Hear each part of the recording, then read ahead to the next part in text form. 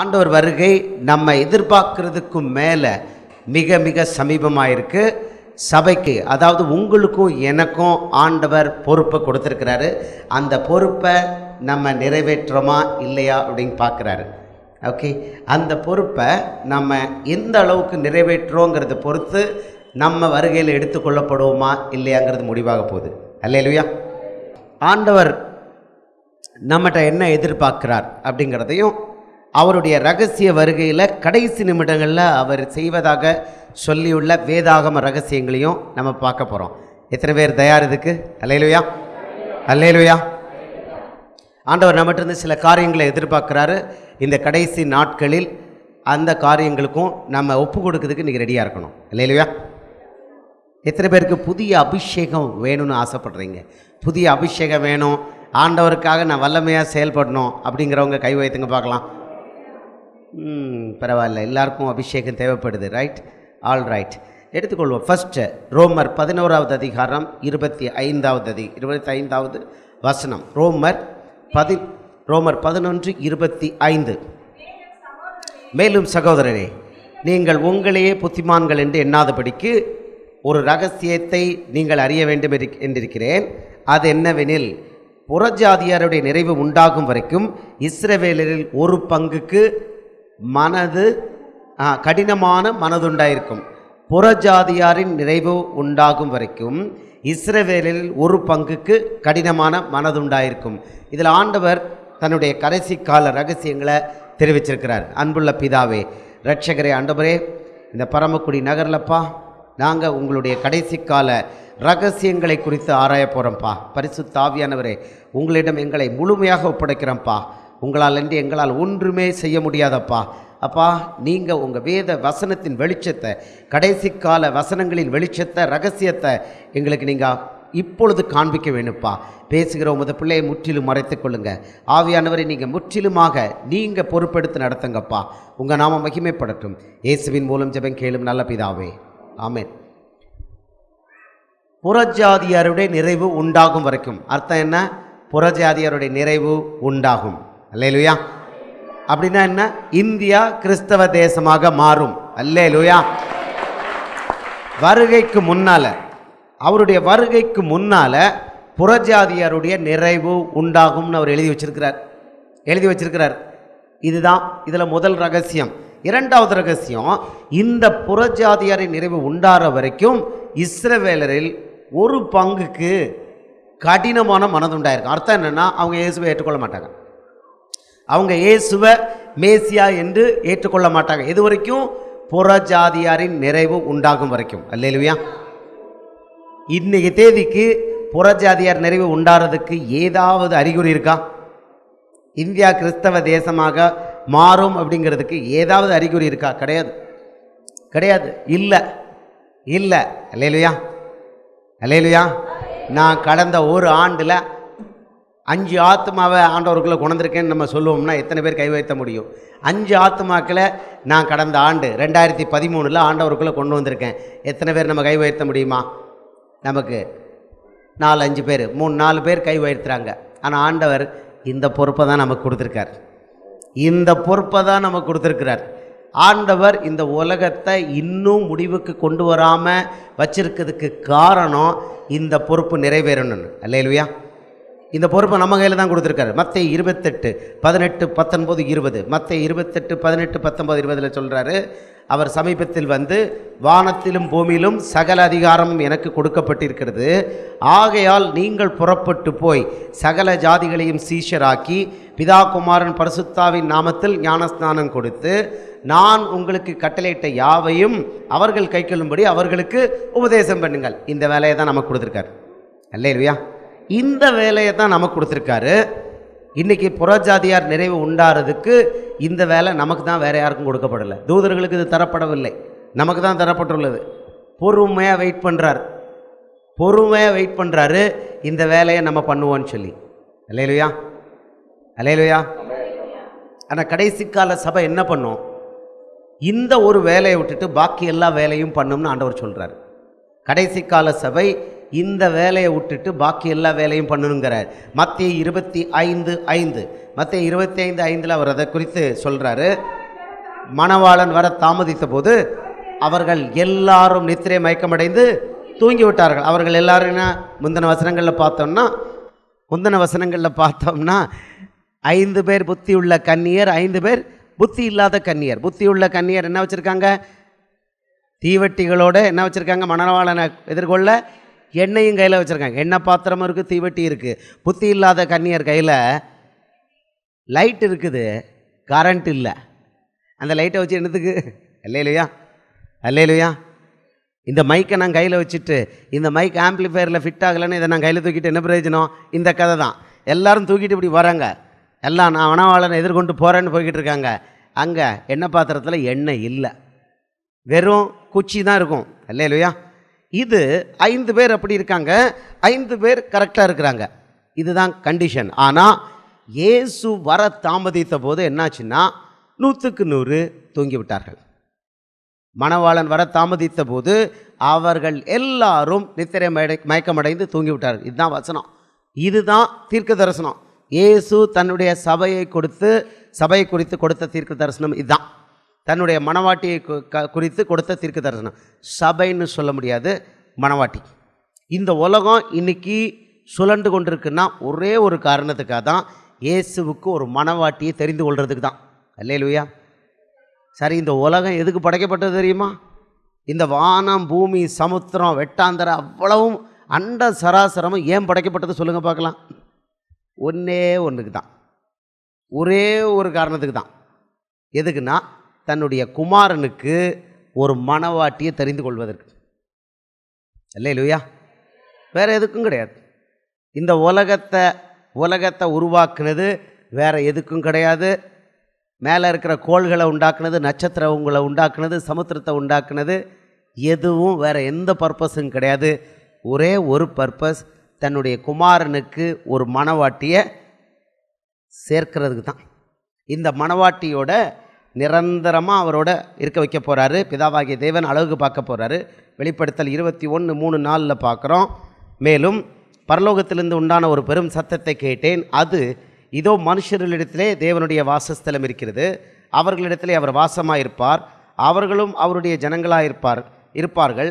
தேவன் தாமே அவர்களுடைய கூட இருந்து அவர்களுடைய தேவனாயிருப்பார். அவர்களுடைய கண்ணீர் யாவையும் தேவன் துடைப்பார். இனி மரணமும் இல்லை, துக்கமும் இல்லை, அலறுதலும் இல்லை, வருத்தமும் இல்லை, முந்தினவைகள் ஒளிந்து போயின என்று விளம்பிற்று. அல்லேலூயா. இதுதாங்க இந்த நிலைக்கு போகிறதுக்கு தான் உலகத்தை, இந்த அண்ட சராசரத்தை எல்லாத்தையும் சிருஷ்டித்ததுக்கு காரணம், தன்னுடைய குமாரனோடு கொண்டு போய் ஒரு மணவாட்டியை நிரந்தரமாக யுகமாக உட்கார வைக்கிறதுக்கு, அதை தெரிவு பண்ணுறதுக்கு தான் இந்த உலகத்தையே படைச்சார். வேறு ஒன்றுமே கிடையாது. எடுத்துக்கொள்வோம். இதே ரோமர் 11வது அதிகாரம் 36வது வசனம் எடுத்துக்கோங்க. ரோமர் 11:36. சகலமும் அவராலும் அவர் மூலமாயும் அவருக்காயும் இருக்கிறது. அல்லேலூயா. சகலமும் அவராலும் அவர் மூலமாயும் அவருக்காயும் இருக்கிறது. அதை கொஞ்சம் மாற்றி படிப்போமா?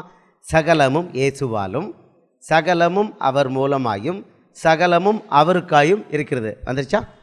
இந்த உலகம் சொல்லிட்டுக்கிட்டு இருக்குது. யாருக்காக சொல்லிட்டுக்கிட்டு இருக்கு? இயேசுவுக்காக. சரி, சிருஷ்டி கர்த்தர் யார்? பிதாவாகிய தேவனா குமாரனா? சிருஷ்டி கர்த்தர் யார்? பிதாவாகிய தேவனா குமாரனா? பிதாவாகிய தேவன். சொல்லுங்கள் பார்க்கலாம். குயிஸ். சிருஷ்டி கர்த்தர் யார்? இந்த வசனத்தின் அடிப்படையில் பார்க்கணும். சிருஷ்டி கர்த்தர் பிதா. பாஸ்டமா சொல்கிறாங்க இயேசு கிறிஸ்துங்காங்க. உங்கள் இயேசு கிறிஸ்து தான் சிருஷ்டி கர்த்தருங்கிறவங்க கை வைத்துங்க பார்க்கலாம். பாதி. சரி, பிதாவாகிய தேவன் தான் 6 நாள் உலகத்தை எல்லாத்தையும் படைச்சார். கை வைத்துங்க பார்க்கலாம். எங்களுக்கு இதுவும் வேண்டாம், அதுவும் வேண்டாம், இதெல்லாம் எதுக்குது? சண்டே ஸ்கூல் மாதிரி எங்களை கையெல்லாம் உயர்த்த சொன்னீங்கன்னா நாங்கள் அந்த பீரியடெல்லாம் தள்ளி வந்துட்டோம் சார். கொலோசியர் 1வது அதிகாரம் 15-16 வசனம். கொலோசியர் எல்லாரும் எடுத்துக்கலாம். கொலோசியர் 1:15. சொல்லுங்க, படிங்க. அவர் அதரிசனமான தேவனுடைய தற்சுரூபமும்.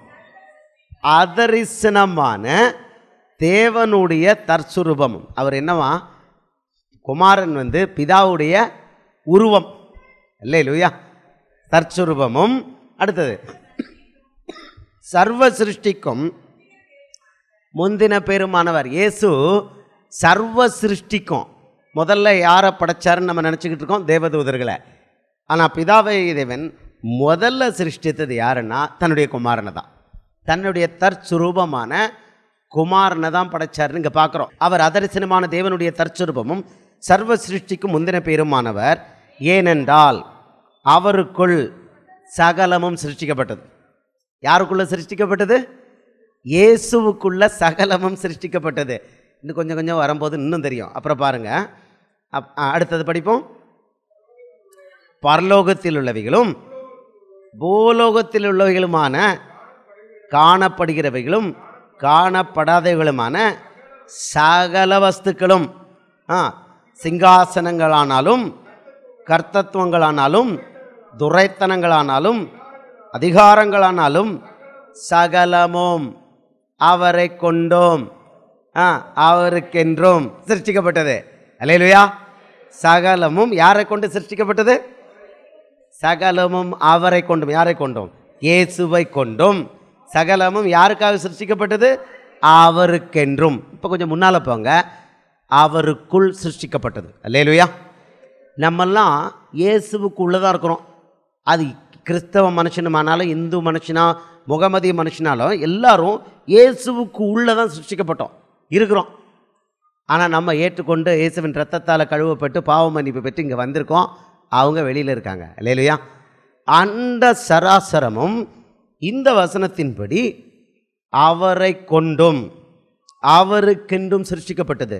மறுபடியும் கிளியராக சொல்லிக்கிறேன், இந்த உலகம் அண்ட சராசரமும் சுழண்டுகிட்டு இருக்க ஒரே காரணம் இயேசுவுக்கு ஒரு மனவாட்டியை தெரிந்து கொள்ள வரேன். அதுக்கு எப்படி ஏன் அப்படிங்கிறத நம்ம பார்க்க போகிறோம். ஏங்கிறத பார்க்க போகிறோம். அடுத்தது இந்த வசனம் யோவான் 1வது அதிகாரத்தை எடுத்துக்காங்க.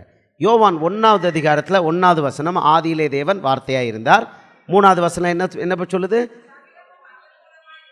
சகலம் யார் மூலமாய் உண்டாயிட்டு? இயேசு மூலமாய் உண்டாயிற்று. சகலமும் அவர் மூலமாய் உண்டாயிட்டு, உண்டானதொன்றும் அவரால் இல்லாமல் உண்டாகவில்லை. கையை வைத்து அல்லேலூயா சொல்லுவோமா? அல்லேலூயா. இப்போ சொல்லுங்க, சிருஷ்டிகர்த்தர் இயேசுவா பிதாவாகிய தேவனா? இயேசுன்னு சொல்கிறவங்க கை வைத்து அல்லேலூயா சொல்லுவோமா? அல்லேலூயா. சண்டே கிளாஸ் மாதிரி இருக்கா? மாட்டிட்டாங்களா? சண்டே கிளாஸ் மாதிரி இருக்கா? அப்போ இயேசு தான் சிருஷ்டிகர்த்தர். அப்போ பிதாவாகிய தேவன் என்ன பண்ணிட்டு இருந்தார்?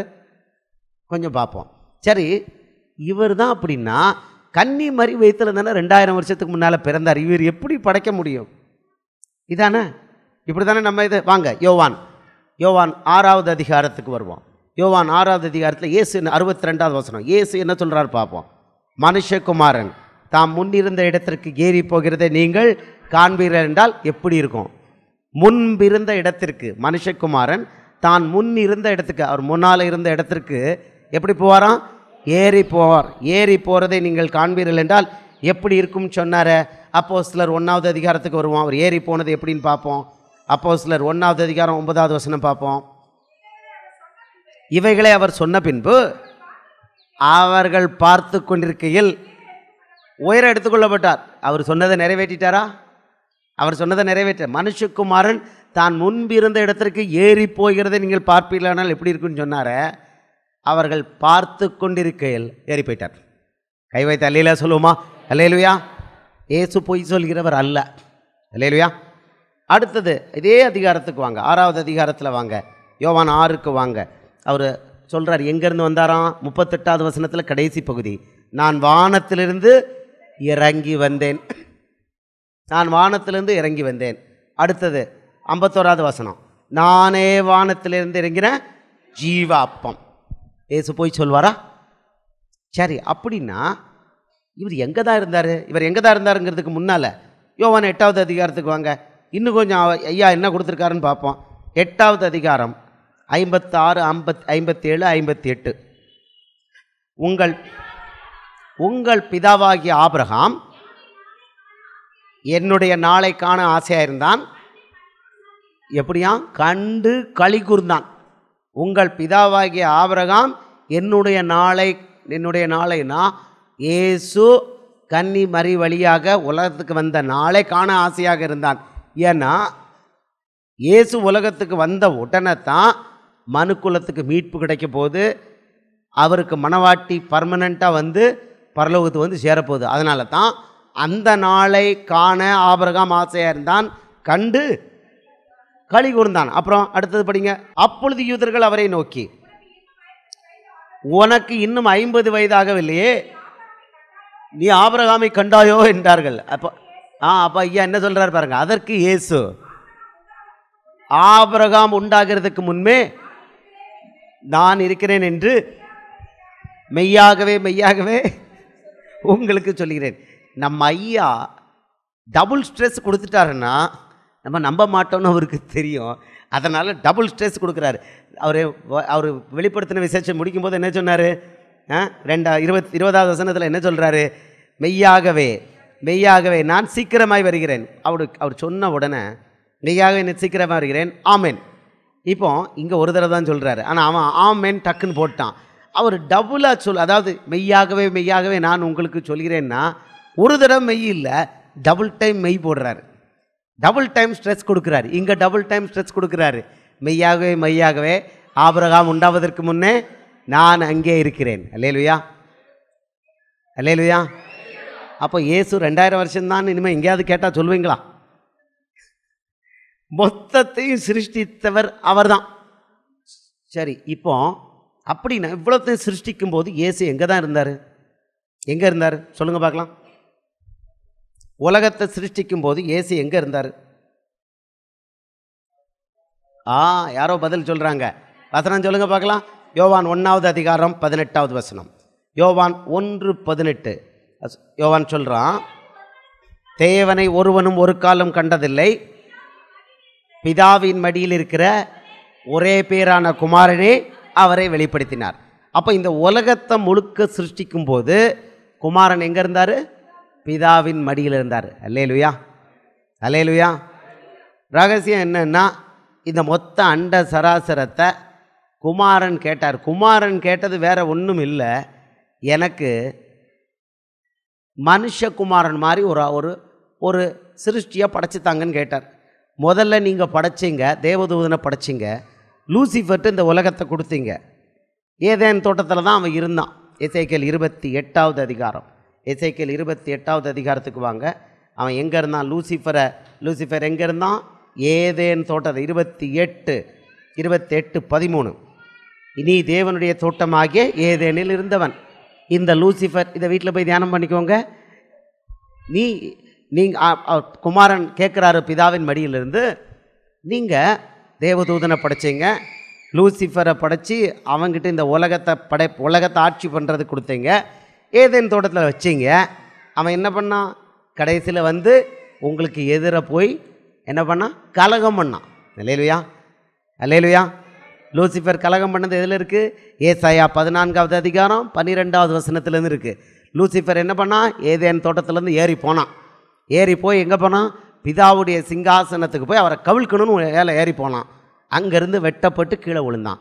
இப்போ குமாரன் கேட்குறாரு, நீங்கள் தேவதூதனை படைச்சிங்க, தேவதூதன் உங்களுக்கு எதிராக கலகம் பண்ணி உலகம் என்னாச்சு? ஆக்கினைக்குள்ளாக தீர்க்கப்பட்டது. இல்லையா? உலகம் என்னாச்சுது? எங்கே இருக்குது? ஆதியாகமம் 1வது அதிகாரம் 1வது வசனம் படிங்க. ஆதியிலே தேவன் வானத்தையும் பூமியும் படைத்தார். ஓகே, அடுத்த வசனம் படிங்க. பூமியானது ஒழுங்கின்மையும் வெறுமையுமாய் இருந்தது, ஆழத்தின் மேல் இருள் இருந்தது, தேவ ஆவியானவர் ஜலத்தின் மேல் அசைவாடி கொண்டிருந்தார். இப்போ எனக்கு ஒரு பதில் சொல்லுங்க. தேவன் ஒரு படைப்பை படைத்தார்னா அதை இருளாக வெறுமையாக ஒழுங்கின்மையாக படைப்பாரா? நம்மளை படைக்கும்போது மூக்கு இந்த பக்கத்தில் இருந்து ஒரு 5 வருஷம் கழித்து இந்த பக்கம் வருதா? க்ளீனாக தானே படைக்காரு. அப்போ இதை நம்ம எங்கே பார்க்குறோம்? பிரசங்கி 3வது அதிகாரம் 11வது வசனத்தில் பார்க்குறோம். அவர் அதன் காலகட்டத்தில் நேர்த்தியாக படைக்கிறவர். நீங்களும் நானும் விசுவாசிக்கிற இயேசு நேர்த்தியாக படைத்து பழக்கப்பட்டவர். அறகுறை வேலை அவருக்கு ஒர்க் அவுட் ஆகாது. நேர்த்தியாக படைக்கிறவர். அப்படி இருக்கும்போது அவர் பூமியை வெறுமையாக படைச்சார்? இல்லை, பூமி ஆக்கினைக்குள்ளாக இருந்தது. பிசாசானவன் யார்? லூசிஃபர் கலகம் பண்ணனால அவனை கீழே தள்ளி விட்டது மட்டுமல்ல, பூமி என்ன பண்ணார்? தண்ணிக்குள்ளே போட்டு ஆக்கினைக்குள்ளே போட்டார். ஆக்கினைக்குள்ளே போட்ட பூமியைத்தான் திருப்பி எடுத்தார். ஜலத்திலேருந்து வெளியில் எடுத்தார் பூமியை ஜலத்தின் வெளியே இருந்து எடுத்தார். பேதுரு இதை குறித்து என்ன சொல்கிறான்னு பார்ப்போம். 1 பேதுரு வாங்க. பேதுரு அதை பற்றி சொல்கிறான். 2 பேதுரு 3வது அதிகாரத்துக்கு வாங்க. 2 பேதுரு 3வது அதிகாரத்தில் பேதுருவை வச்சு ஆண்டவர் நமக்கு வெளிப்படுத்துகிறாரு. பூமி எங்கேருந்து வந்தது அப்படிங்கிறார். அவர் சொல்கிறாரு 7வது வசனம். மன்னித்துக்கொள்ளுங்க 7வது வசனம் தானா? 7 தான். இப்பொழுது இருக்கிற வானங்களும் பூமியும் 5வது வசனம். 5வது வசனம். பூர்வ காலத்தில் தேவனுடைய வார்த்தையினாலே வானங்களும் எங்கிருந்து தோன்றிச்சான்? ஜலத்தினின்று தோன்றி ஜலத்திலே நிலைத்து கொண்டிருக்கிற பூமியும் உண்டாயினவென்பதையும், ஜலத்திலிருந்து தோன்றி ஜலத்தினாலே நிலை கொண்டிருக்கிற பூமி, ஜலத்திலிருந்து தோன்றி தண்ணிக்குள்ளே போட்டு அடைச்சி வச்சுட்டார். அதை தண்டனையில் போட்டு வச்சுட்டார்.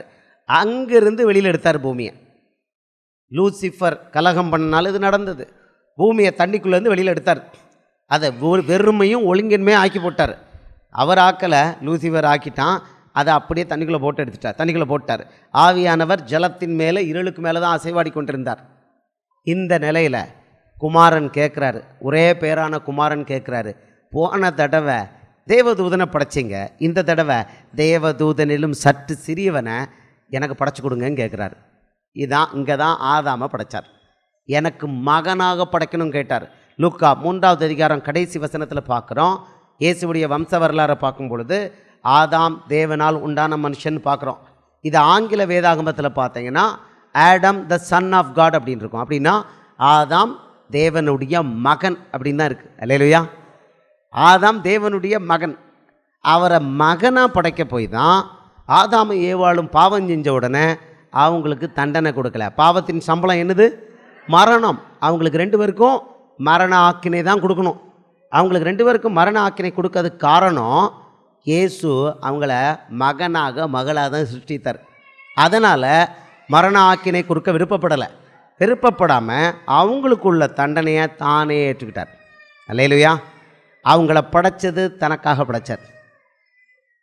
அவங்க 2 பேரையும் படைச்சது தனக்காக படைச்சார். அதனால தான் அவங்க அவங்களோடு டெய்லி என்ன பண்ணிக்கிட்டு இருந்தார்?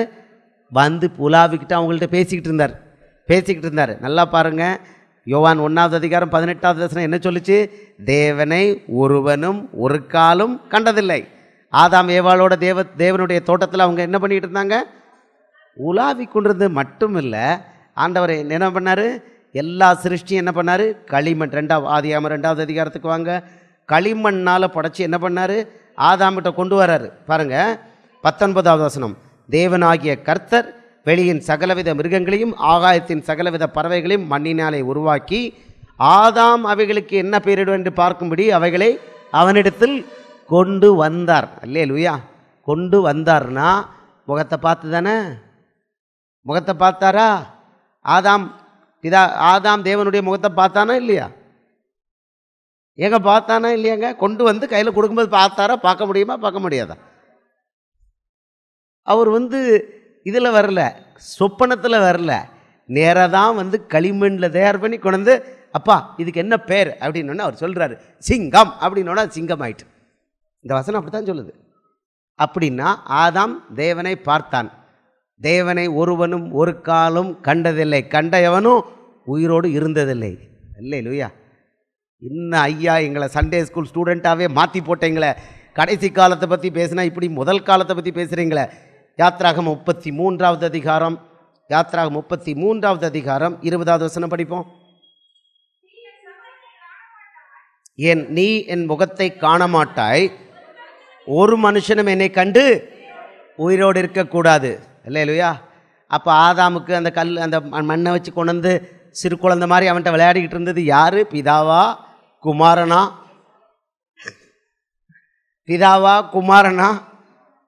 குமாரன் தான். இந்த குமாரன் தனக்காக மனுஷனை படைச்சு கேட்டார். பிதாவாகிய தேவன் என்ன பண்ணார்? ஆல் ரைட், நீ மனுஷனை கேட்குற குமாரனே, என்னுடைய ஒரே பேரான குமாரனே, நீங்கள் மனுஷனை படைச்சு கேட்குறீங்க, ரைட். மனுஷனை படைச்சு கேட்கும் பொழுது அந்த மனுஷன் என்ஜாய் பண்ணும்படி நான் மரங்கள், பறவைகள், சமுத்திரம், சமுத்திரத்து மச்சங்கள், ஆகாய விரிவு, நட்சத்திரங்கள் அவ்வளோத்தையும் சேர்த்து கொடுக்குறேன். Eco system. அவர் எடுத்து சகலத்தையும் நேர்த்தியாக படைக்கிற தேவன். இவ்வளோத்தையும் சேர்த்து படைக்க சொல்லி தன் ஒரே பேரான குமாரன்ட்டு கேட்க, ஒரே பேராகிற குமாரன் அதை படைக்கிறார். பிதாவுடைய உத்தரவில் ஒரே பேரான குமாரன் படைக்கிறாரு. அதனால தான் சகலமும் அவராலும் அவர் மூலமாயும் அவருக்காயும் இருக்கிறது. இப்போ புரியுதா? கை வைத்து அல்லேலூயா சொல்லுவோமா? அல்லேலூயா. குமாரன் கேட்டது தனக்குன்னு ஒரு மணவாட்டியை கொடுத்தார். பிதா கொடுத்துட்டார். அவருக்குன்னு ஒரு மணவாட்டியை கொடுத்தாரு. ஆதாமை உருவாக்கினார். ஆதாம் தனியாக இருக்கிறது நல்லது இல்லைன்னு ஏவாளையும் உருவாக்கிக்கோன்னு சொல்லி உருவாக்கி கொடுத்துட்டார். மணவாட்டியை உருவாக்கிட்டார். மணவாட்டி தலைகுப்புற கவுந்துருச்சு. தலைகுப்புற கவுந்த உடனே இப்போ என்னாச்சு? இந்த மணவாட்டியை இப்போ ஃபைனலாக அதை உருவாக்கி தான் ஆகணும். தன்னுடைய குமாரனுக்காக தான் மணவாட்டிக்காக தான் இந்த மொத்த அண்ட சராசரமும் உருவாக்கப்பட்டது. இல்லைன்னா எதுக்கு ஆக்சிஜன்? பிதாவுக்கும் குமாரனுக்கும் தேவதூதர்களுக்கும் ஆக்சிஜன் தேவையா? மரங்கள் தேவையா? தேவையில்லை. தண்ணீர் தேவையா? தேவையில்லை. அப்போ இது அவ்வளோத்தையும் குமாரன் கேட்டதற்கினுங்க குமாரனுக்காக படைத்த அந்த மனுஷனுக்காக பிதா அனுமதியில் குமாரனே படைத்தார். இப்போ என்னாச்சு? ஃபெயிலியர் ஆயிடுச்சு. படைச்சா அவ்வளவு இப்போ எங்கே போயிடுச்சு? பிசாசு கையில் போயிடுச்சு. இவங்க பாவம் செஞ்ச உடனே பிசாசு கையில் போயிடுச்சு. பிசாசு கையில் போன உடனே தான் அவருடைய திட்டத்தின்படி இந்த மணவாட்டி யார் கூட இருக்கணும்? குமாரனுக்காக தான் படைக்கப்பட்டது, பிசாசுக்காக படைக்கப்படலை. இந்த மணவாட்டி ஆதாம் ஏவாளுங்கிற மணவாட்டி பிசாசுக்காக படைக்கப்படலை. அவர்கள் 2 பேருக்காக படைக்கப்பட்ட அண்ட சராசரமும் பிசாசு கண்ட்ரோலில் கொடுக்க படைக்கப்பட்டது அல்ல, இந்த மணவாட்டிக்காக படைக்கப்பட்டது. அப்போ என்னாச்சு? ஒரே ஒரு முடிவு தான், மொத்த அண்ட சராசரத்தை அழிக்கணும். இவங்க 2 பேரை மட்டுமல்ல, மொத்த அண்ட சராசரத்தையும் சேர்த்து அழிக்கணும். இந்த முடிவில் இருக்கும் பொழுது தான் குமாரன் ஆஃபர் பண்ணிட்டாரு, நான் போய் அந்த தண்டனையை ஏற்றுக்கிறேன். என் மணவாட்டிக்காக, என் பிள்ளைகளுக்காக நான் போய் தண்டனையை ஏற்று என் உயிரை கொடுக்குறேன்னு சொல்ல போய் தான் ஆதியாகமம் 3:15 போட்டார். உனக்கும் ஸ்திரீக்கும் உன் வித்துக்கும் அவள் வித்துக்கும் பகை உண்டாக்குவேன், அவர் உன் தலையை நசுக்குவார், நீ அவர் குதிங்காலை நசுக்குவாய். இந்த உத்தரவை பிதாவாகிய தேவன் போட்டார். இது நிறைவேறினது சிலுவையில் நிறைவேறிச்சு. அல்லேலூயா.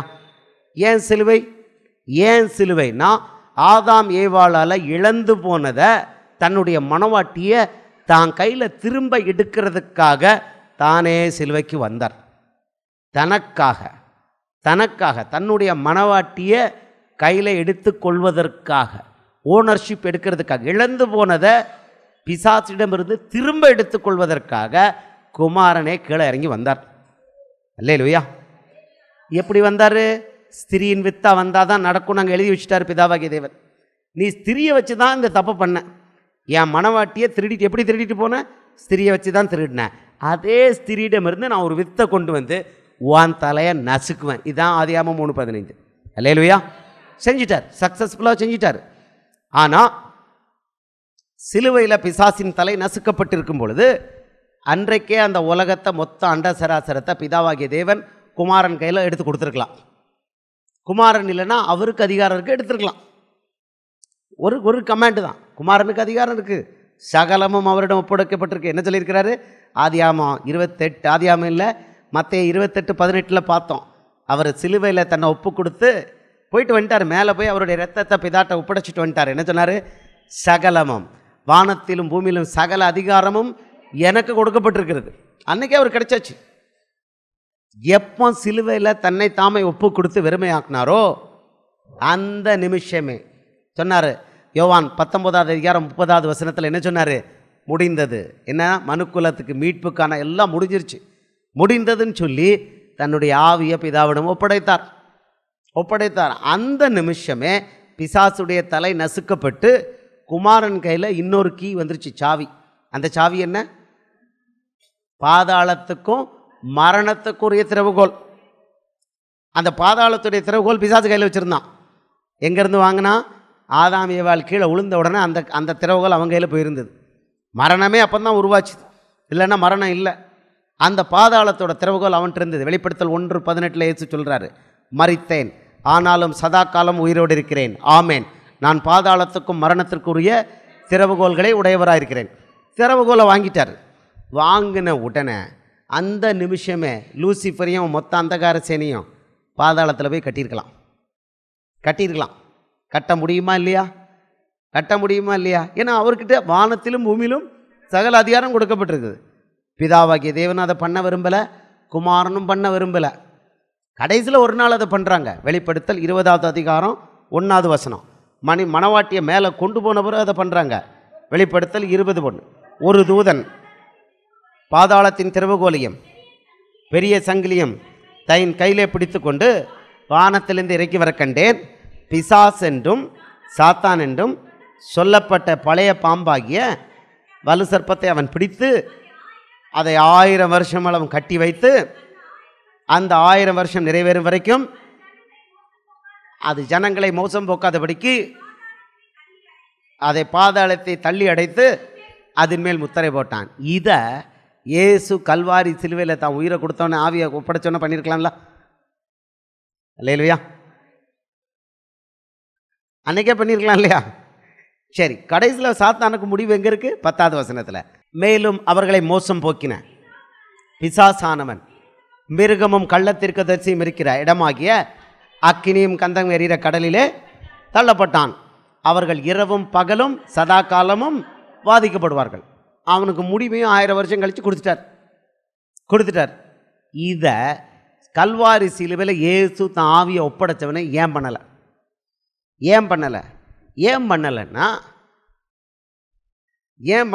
சொல்லுங்களேன். உங்கள்கிட்ட ஒரு கேள்வி கேட்குறேன். ஏன் பண்ணலை? இயேசு கல்வாரி சிலுவையில் தன் ஆவியை ஒப்படைச்ச உடனே ஏன் பிசாசை கொண்டு பாதாளத்தில் அடைக்கலை? அவருக்கு வல்லமை இருந்தது, இருக்குது, எல்லா அதிகாரம் கொடுக்கப்பட்டிருக்கு. ஏன் பண்ணல? சொல்லுங்க பார்க்கலாம். சொல்லுங்கள். ஒரு சிம்பிளான லாஜிக் சொல்லுங்கள் பார்க்கலாம். வசனத்துலேருந்து நான் உங்களுக்கு கிளாரிஃபை பண்ணுறேன். சிம்பிளான லாஜிக். முடிஞ்சால் வசனத்தை சொல்லுங்கள் பார்க்கலாம். அவர் நாமத்தை ரொம்ப பக்கத்தில் வந்துச்சார். அவர் நாமத்தை விசுவாசிக்கிறவங்கள சார் இன்னும் கொஞ்சம் ஐயா புருஷன் பொஞ்சாதி கணக்கில் கொஞ்சம் பேசுங்க பார்க்கலாம். நான் உங்களுக்கு க்ளூ தரேன், புருஷன் பொஞ்சாதி கணக்கில் பேசுங்க. மணவாட்டிய இப்போ கற்புள்ள கன்னிகை இருக்கட்டுமா, மணவாட்டி தன்னை நேசிக்க வேண்டாமா? ஏம்மா நீ ஒரு ஐயா நீங்கள் சொல்லுங்கய்யா, நீங்கள் தான் கல்யாணம் முடிச்ச ஆளுங்க சொல்லுங்கய்யா. உங்களுக்கு பிடிக்காத ஒரு மனைவியோட வாழ்க்கை நடத்துறது எப்படி இருக்குமா? சாலமோன் சொல்கிறான், அது எப்படி இருக்குமா? நரகம்தான் அது. தன்னை நேசிக்காத ஒரு மனைவியோட, தன்னை நேசிக்காத ஒரு கணவனோட வாழ்கிறது எப்படி? நரகம். தன்னை நேசிக்காத ஒரு மணவாட்டியை கொண்டு வந்து கம்பல் பண்ணி பரலோகத்தில் வைப்பாரா? வைக்க முடியாது. அதனால் ரூல் போட்டார், ரினியூ பண்ணிட்டார். பழைய ஏற்பாட்டில் உபாகமம் 11வது அதிகாரத்துலையும் அதான் ரூலு. புதிய ஏற்பாட்டில் மார்க்கு 12:30 எதுக்காக உலகம் உருளுது? இப்போ ஏன் பிசாசை அவர் கட்டலை? மார்க்கு 12:30 உன் தேவனாகிய கர்த்தரிடத்தில் உன் முழு இருதயத்தோடும், உன் முழு ஆத்மாவோடும், உன் முழு மனதோடும், உன் முழு பலத்தோடும் அன்பு கூர்வாயாக என்பதே பிரதான கட்டளை. அல்லேலூயா. தன்னை உயிருக்கு உயிராக நேசிக்கிற ஒரு மனைவியை தெரிந்தெடுக்கணுங்கிறதுக்காக வேண்டி அன்னைக்கு பிசாசை கட்டலை. அல்லேலூயா. கையை வைத்து அல்லேலூயா சொல்ல மாட்டீங்களா? அல்லேலூயா. நான் சொல்கிறது புரியுது இல்லை? இது வசனத்துலேருந்து தான். தன்னை நேசிக்கணும்.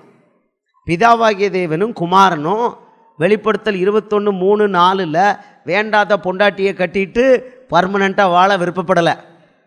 அவர்கள் கண்ணீர் யாவையும் அவர் துடைப்பார். அப்போ இங்கே கண்ணீர் விட்டுருக்கணும். இங்கே கண்ணீர் அவருக்காக விட்டவங்களுக்கு தான் அங்கே கண்ணீரை துடைப்பார். இங்கே கண்ணீரே விடலை அப்படின்னா அங்கே என்னத்தை தான் துடைப்பார்? அது கடைசியில் போய் நரக்கத்தில் தான் போயிருக்கணும். இங்கே அவருக்காக கண்ணீர் அன்பினால் கண்ணீர் விடணும். அவர் இயேசு கண்ணீர் விட்டார்னு நம்ம பார்க்குறோம். இன்றைக்கி பரலோகத்தில் கண்ணீர் விட்டுக்கிட்டு தான் இருக்கிறார். நமக்கு சந்தோஷத்தை கொடுத்துட்டு அவர் கண்ணீர் விட்டுக்கிட்டு இருக்கிறாரு. உலகம் போகிற போக்கு, சபையில் எல்லாரும் விசுவாசிகள் போகிற போக்கு, இதை பார்த்துட்டு அவர் அங்கே சந்தோஷமாக இருக்க முடியுங்கிறீங்களா? யோவான் 14:27 சந்தோஷத்தை நமக்கு கொடுத்துட்டாரு. என்னுடைய சமாதானத்தை உங்களுக்கு கொடுக்கிறேன், உலகம் கொடுக்கிற பிரகாரமாக நான் கொடுக்கறதில்லை, உங்கள் இருதயம் கலங்காமலும் பயப்படாமலும் இருப்பதாகன்னு சொல்லிட்டு நம்மளை கண்ணீர் விடாதன்னு சொல்லிட்டு இயேசு பரலோகத்தில் கண்ணீர் விட்டு கொண்டே இருக்கிறார். யாரை பார்த்து? நம்மளை பார்த்து தான், நம்மளை பார்த்து தான். என் பிள்ளைகள் அங்கே கண்ணீரே விட மாட்டேக்க, அது கண்ணீர் விட்டால் தானே பரலோகத்துக்கு வரும், பரலோகத்துக்கு வந்தால் நான் அவர்கள் கண்ணீரை துடைப்பேன் அப்படின்னு அவர் பார்த்துக்கிட்டு இருக்கிறாரு. இங்கே யாரும் அழிகிற ஆத்துமாக்களுக்காக கண்ணீர் விடுற மாதிரி இல்லை. கண்ணீர் விட்டாங்கன்னா என் பிள்ளை நல்லா படிக்கணும், என் பிள்ளைக்கு நல்லா கல்யாணம் முடியணும், நல்ல இடத்துல பிளேஸ்மெண்ட் கிடைக்கணும் ஆண்டவர், உபவாசம் போடுறாங்க. தான் பிள்ளைக்கு நல்லா இருக்கணும், தான் வீட்டுக்காரருக்கு நல்ல வேலை கிடைக்கணும், தனக்கு நல்ல வீடு வேணும்னுட்டு யார் கண்ணீர் விட்டுக்கிட்டு இருக்கா? அவர் மனவாட்டி இங்கே கண்ணீர் விட்டுக்கிட்டு இருக்கு. இல்லை இல்லையா? பரிதாபமான ஒரு நிலை. இந்த பரிதாபமான நிலையை பார்த்துட்டு அவர் தன்னைத்தாவே நொந்து அழுதுகிட்டு இருக்கிறார். இல்லை இல்லையா?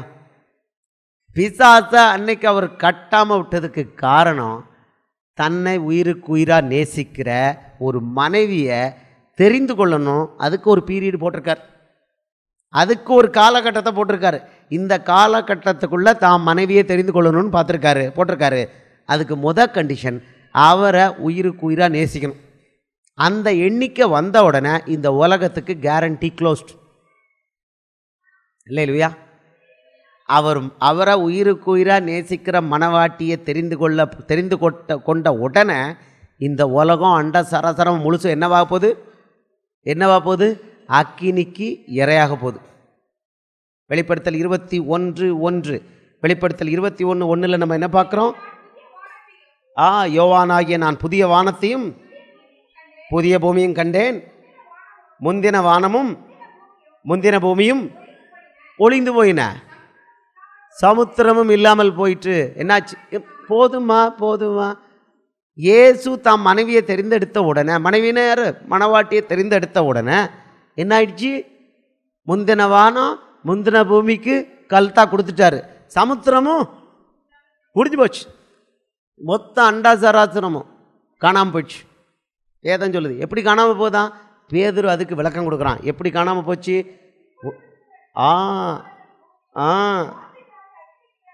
எப்படி? 7 2 பேதுரு 3:7, இப்பொழுது இருக்கிற வானங்களும் பூமியும் அந்த வார்த்தையினாலே அக்கினிக்கு இரையாக வைக்கப்பட்டு தேவ பக்தி இல்லாதவர்கள் நியாயத்திற்கப்பட்டு அழிந்து போகும் நாள் வரைக்கும் காக்கப்பட்டிருக்கிறது. எதுக்கு? இப்போ உங்களுக்கு புரியுதா? இப்போ ஃபுல் சர்க்கிள் புரியுதா? இந்த மொத்த வானங்களும் பூமியும் இதில் உள்ள அவ்வளவும் குமாரனுக்காக சிருஷ்டிக்கப்பட்டு, குமாரன் அதுலேருந்து எடுக்கிறார். என்ன எடுக்கிறார்? க்ரீம் மாதிரி எடுக்கிறார். க்ரீம் மாதிரி தான் மனவாட்டியை. யாரும் எந்த மனவாட்டி? மனவாட்டிக்குள்ள குவாலிஃபிகேஷன் என்ன? அவரை முழு மனதோடு, முழு ஆத்மாவோடு, முழு ஆவியோடு, முழு இருதயத்தோடு நேசிக்கிற அன்புள்ள கற்பு கன்னிகையான மனவாட்டி. கற்பு கன்னிகை தான். அழகாக சொன்னீங்க, கற்பு கன்னிகை தான். ஒரே தெய்வன் சொல்கிறது தான். ஆமாம், 2 புருஷனுக்கு போகிற மனவாட்டி கிடையவே கிடையாது அவருக்கு. 2 புருஷனை நோக்கி போகிற ஒரு பெண் இயேசுவுக்கும் மனவாட்டியாக இருக்கவே முடியாது. உலகத்துக்கும் இயேசுவுக்கும் ஊழியம் செய்ய முடியாது. அதே போல் மேரியும் வேணும், இயேசுவும் வேணும். ஒர்க் அவுட் ஆகாது. கற்புள்ள கன்னிகை. எபேசியர் 5:27 கரை திரை முதலானவைகள் ஒன்றும் இல்லாமல் பரிசுத்தமும் பிழையற்றதும் மகிமையுள்ள சபையாக அதை தமக்கு முன்பு நிறுத்திக் கொள்வதற்காக தம்மை தாமே அதற்காக ஒப்பு கொடுத்தார். எதற்காக ஒப்பு கொடுத்தாரு? காரை திரை முதலானவைகள் ஒன்றும் இல்லாத ஒரு கற்பு கன்னிகையை தனக்கு மனைவியாக சேர்த்து கொள்றது. எல்லாரும் ரொம்ப கேஷுவலாக ஏசு எப்படியும் நான் சர்ச்சுக்கு போகிறனால எப்படியும் எனக்கு பரலோகம் கொடுத்துருவாரு அப்படின்னா, நோ அப்படி இல்லை. பாவ மன்னிப்பு இலவசம். நல்லா புரிஞ்சுக்கோங்க, பாவ மன்னிப்பு இலவசம். பாவ மன்னிப்பு வாங்கி அடுத்த நிமிஷம் செத்துட்டா பரலோகமும் இலவசம். நான் டவுட் சொல்லலை.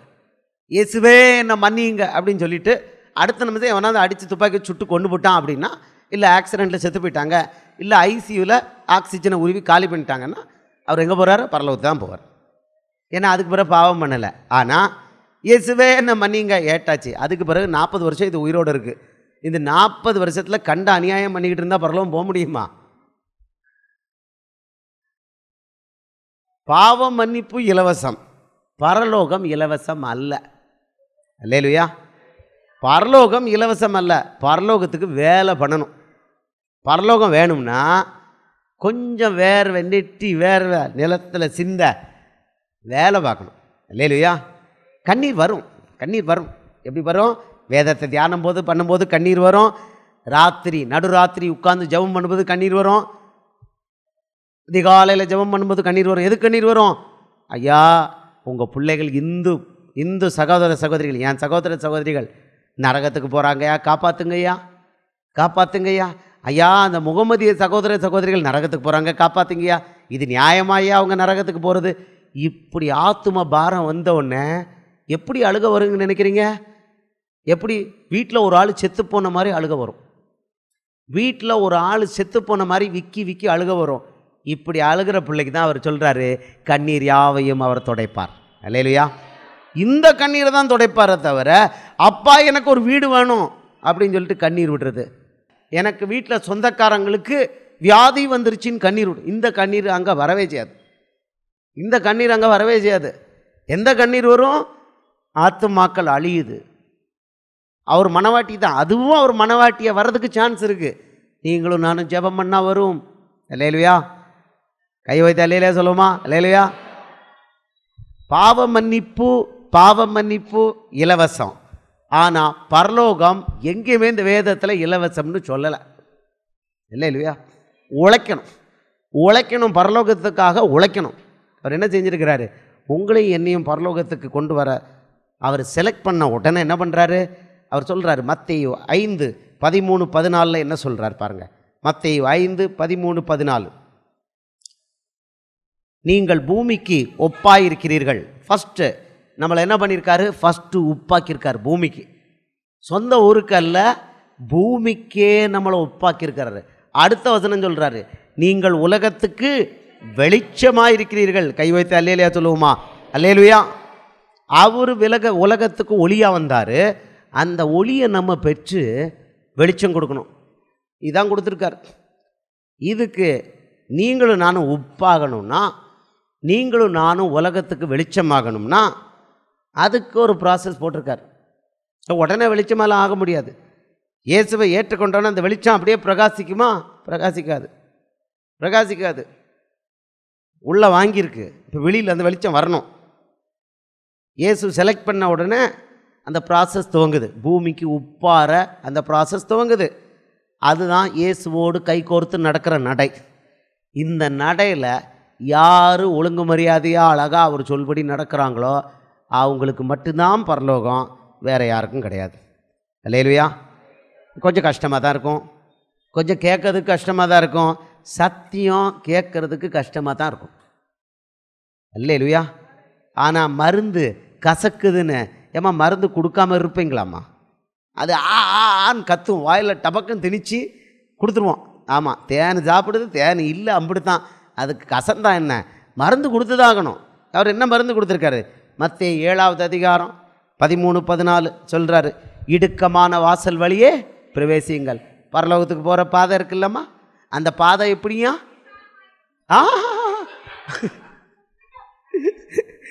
அம்மா, பரலோகத்துக்கு போகிற பாதையை கேட்குறேன், நரகத்துக்கு போகிற பாதையை கேட்கல. பாருங்க, அப்போ ஒரு பாதை இருக்குது, நல்லா தெரியுதுல்ல? ஒரு பாதை இருக்குது. பரலோகத்துக்கு போகிறதுக்குன்னு ஒரு பாதை இருக்குது. அது எப்படியா? இடுக்கமான பாதை. இந்த பாதையில் என்னெல்லாம் இருக்கும் பாருங்கள், பிரச்சனையை பாருங்கள். என்னவா? ஜீவனுக்கு போகிற வாசல் இடுக்கமும் வழி நெருக்கமுமாக இருக்கிறது. அதை கண்டுபிடிக்கவங்க எவ்வளோ பேருங்க? எல்லா சபையில் உள்ள அவ்வளோ பேருமா? வேதம் சொல்லுது, சிலர் இயேசுவுக்குள்ளே வந்தவொடனே அவர் பரலோக பாதையில் பிடிச்சி விட்டுட்டார். பாதாளத்துக்கு போய்கிட்டு இருந்த நம்மளை, மரணத்தில் இருந்த நம்மளை உயிர்ப்பித்து கொண்டு வந்து உயிர் கொடுத்து, இந்தா உயிர் பெற்றுக்கொள் அப்படின்னு சொல்லி இயேசுவின் ரத்தத்தை தெளித்து நமக்கு உயிர் கொடுத்து அப்படி கொண்டு பாதையில் விட்டுட்டார். இந்த பாதை எப்படியா? இடுக்கமான பாதை. எபேசியர் 2:1 சொல்லுது, அக்கிரமங்களினாலும் பாவங்களினாலும் மரித்த நம்மை கிறிஸ்து உயிர்ப்பித்தார். உயிரோட வச்சாச்சு. இப்போ நம்ம ஆத்மா உயிரோடு வந்துருச்சு, வந்து நம்மளை கொண்டு லைனில் நிறுத்திட்டார். இப்போ பாதையில் நம்ம நடக்கணும். நம்ம தான் நடக்கணும். அவர் கையை பிடிக்கன்னு கையை நீட்டிகிட்டே இருக்கிறாரு. கையை நீட்டுறத நம்ம பிடிச்சிக்கிட்டு நடக்கணும். ஏன்னா அந்த பாதை எப்படி இருக்குமா? இடுக்கமானது, நெருக்கமானது. பரலோகத்துக்குன்னு ஒரு பாதை போட்டிருக்காரு. அது இடுக்கமான பாதை, நெருக்கமான பாதை. இந்த நெருக்கமான பாதையில் இயேசு கையை பிடிச்சிட்டு நடக்கிறவங்களுக்கு மட்டும்தான். ஒன்று, இயேசு கையை பிடிச்சிட்டு நடக்கணும். ரெண்டாவது, அவர் சித்தப்படி நடக்கணும். கொடுக்குறார். இதே இதில் 21வது வசனம் சொல்கிறார். அவர் பரலோகத்தில் இருக்க பிதாவின் சித்தத்தின்படி செய்கிறவனே பரலோக ராஜ்யத்தில் பிரவேசிப்பானே அல்லாமல் என்னை நோக்கி கர்த்தாவே கர்த்தாவே என்று சொல்கிறவன் அதில் பிரவேசிப்பதில்லை. அப்புறம் அதிலையும் சொல்லிட்டார். ஊழியம் பண்ணுறவங்களுக்கு ஒரு எச்சரிக்கை கொடுத்துட்டார். அந்நாளில் அநேகர் என்னை நோக்கி கர்த்தாவே கர்த்தாவே உமது நாமத்தினாலே தீர்க்க தரிசனம் உரைத்தோம் அல்லவா, உமது நாமத்தினாலே பிசாசுகளை துரத்தினோம் அல்லவா, உமது நாமத்தினாலே அநேக அற்புதங்களை செய்தோம் அல்லவா என்பார்கள். அப்பொழுது நான் ஒரு காலம் உங்களை அறியவில்லை, அக்கிரம செய்கைக்காரரே என்னை விட்டு அகன்று போங்கள் என்று அவர்களுக்கு சொல்வேன்கிறார். அல்லேலூயா. அப்போ பரலோகத்துக்கு போகிற பாதையில் எப்படி போகணும்? முதல்ல அவர் கையை பிடிச்சிக்கணும். ரெண்டாவது, அவர் சித்தப்படி செய்யணும். அவர் நினைவேக்கு போகும் பொழுது, பரமக்குடிக்கு போகும்போது, பரமக்குடிக்கு ரோடு நல்லா இல்லை, கோயம்புத்தூருக்கு ஏரோப்ளைன் நல்லா இருக்குது, நான் ஏரோப்ளைனில் போனேன், இவன் ஏர் மாதிரி போனான், அப்படி ஒரு ஆள் போனான். அவனை மாதிரி யோனா மாதிரி வழி தப்பி போனோம்னா பாய் பாய்ன்னு சொல்லிடுவார், நரகத்துக்கு போ அப்படின்றவார். விசாலமான பாதை. நீங்களும் நானும் விசாலமான பாதையை தேடணும். கிறிஸ்தவ வாழ்க்கை ஸ்மூத்தாக இருக்கணும். என் வாழ்க்கை ஸ்மூத்தாக இருக்கணும்னா இருக்கும். அதெல்லாம் இந்த தேவன் ரொம்ப அன்பானவர். ஸ்மூத்தாக போய் நரகத்தில் போனாலும் கொஞ்சம் சொல்லி பார்ப்பார், போயிட்டு வான்னு விட்டுருவார். போயிட்டு வா இல்லை, அது போனால் திரும்பி வராத தேசம்னு யோபு சொல்கிறான். போ அம்புடுதான். இல்லையா? சரி, அவர் என்ன சொன்னார்? இடுக்கமான பாதையில் என்ன இருக்குமா? முதல்ல நம்மளை என்ன பண்ணுறாரு? உப்பாக்குறார். நம்மளை என்ன பண்ணுறாரு? மத்தேயு 5:13 படி உப்பாக்குறாரு. 14வது வசனத்துப்படி உப்பானவரை என்ன பண்ணுறாரு? வெளிச்சமாக்குறார். இல்லையா? இதுதான் ப்ராசஸ். மிஷினில் உள்ளே போடுறா இருப்போம். எந்த பாதையில்? பரலோக பாதைங்கிற மிஷினில் வழியில் போட்டுட்டு அந்த மிஷின் நம்மளை என்ன பண்ணுது? கிரைண்டு பண்ணுது. எப்படி கிரைண்டு பண்ணுது? இந்த பக்கம் ஆட்டி அந்த பக்கம் ஆட்டி கொடுத்து டெஸ்ட் பண்ணி பார்க்குறாரு. இது என்ன நேசிக்குதா இல்லைன்னா வேற எதையும் நேசிக்குதா? இப்படி தான் இந்த டெஸ்ட்டு தான் போய்கிட்டு இருக்கு உலகத்தில். இந்த டெஸ்ட்டு தான் போய்கிட்டு இருக்கு. நீங்கள் சபைக்கு வந்துட்டு போகிறதெல்லாம் பக்தி விருத்தி அடைகிறதுக்கு, ஒருத்தர் பலப்படுத்துறது, இதுக்கு தானே தவிர தனி வாழ்க்கையில் நீங்கள் இந்த டெஸ்ட்டில் பாஸ் ஆகிருக்கீங்களையான்னு பார்க்குறார். இங்கே இல்லை. இங்கே எல்லாரும் பைபிள் எடுத்துகிட்டு வரோம், இன்றைக்கி ஒரு நாள் ஹோலியாக இருக்கும். பட் இங்கேருந்து வெளியில் போனோன்னு அங்கே எப்படி இருக்கோன்னு அவர் பார்க்குறார். வெளியிலையும் இந்த மணவாட்டி தன்னுடைய மனைவியாக தெரிந்தெடுக்க போகிறவ தன்னை நேசிக்கிறாளா, இல்லை ஃபோன் எடுத்து எனக்கு டிஜிபி தெரியும், சீஃப் மினிஸ்டர் தெரியும், மினிஸ்டர் தெரியும் அப்படின்னு ஃபோன் எடுத்துகிட்டு போய் இந்த ஜோலிகளை பார்க்குதா, மாமா வேலை பார்க்குதா, டவுட்டு வேலை பார்க்குதா, அவ்வளவும் பார்ப்பார். தன்னை விட்டுட்டு வேறு பக்கம் பார்க்குதான்னு பார்ப்பார். அல்லேலூயா, அல்லேலூயா. மனுஷத்தனமாக அந்த புள்ள ஹேண்டில் பண்ணுதான்னு செக் பண்ணி பார்ப்பார். மற்றவன் எப்படி பண்ணுறானோ, உலகத்தான் எப்படி பண்ணுறானோ அதே மாதிரி இந்த பிள்ளை பண்ணுதா, இல்லை ஆவிக்குரிய முறையில் ஏசப்பா இதை நான் பண்ணலாமா வேண்டாமான்னு கேட்டு அவரை நோக்கியே பார்த்துருக்கா, இதை தான் செக் பண்ணுறார். இதை செக் பண்ணுறதுக்கு தான் உலகம் போகுது. இதை செக் பண்ணுறதுக்கு ப்ராசஸ் போட்டிருக்காரு. என்ன ப்ராசஸ் சொல்லுங்கள் பார்க்கலாம்? இடுக்கமான வாசல்னாரு. இந்த இடுக்கமான வாசலில் முதல்ல நீங்களும் நானும் என்ன ஆறோம்? உப்பாரோம். அப்புறம் வெளிச்சம் வரோம். சரி, உப்பாறதுக்கு என்ன வழி? நம்ம உப்பா மாறுறதுக்கு, பூமிக்கு உப்பா மாறுறதுக்கு என்ன வழி? அதையும் சொல்லிட்டார். மார்க்கு 9:49. மார்க்கு 9:49. உப்பு நல்லது தான். 9:49. எந்த பலியும் உப்பினால் உப்பிடப்படுவது போல எந்த மனுஷனும் அக்கினியினால் உப்பிடப்படுவான். நம்ம உப்பாகணும்னா முதல்ல நம்ம என்ன ஆகணுமா?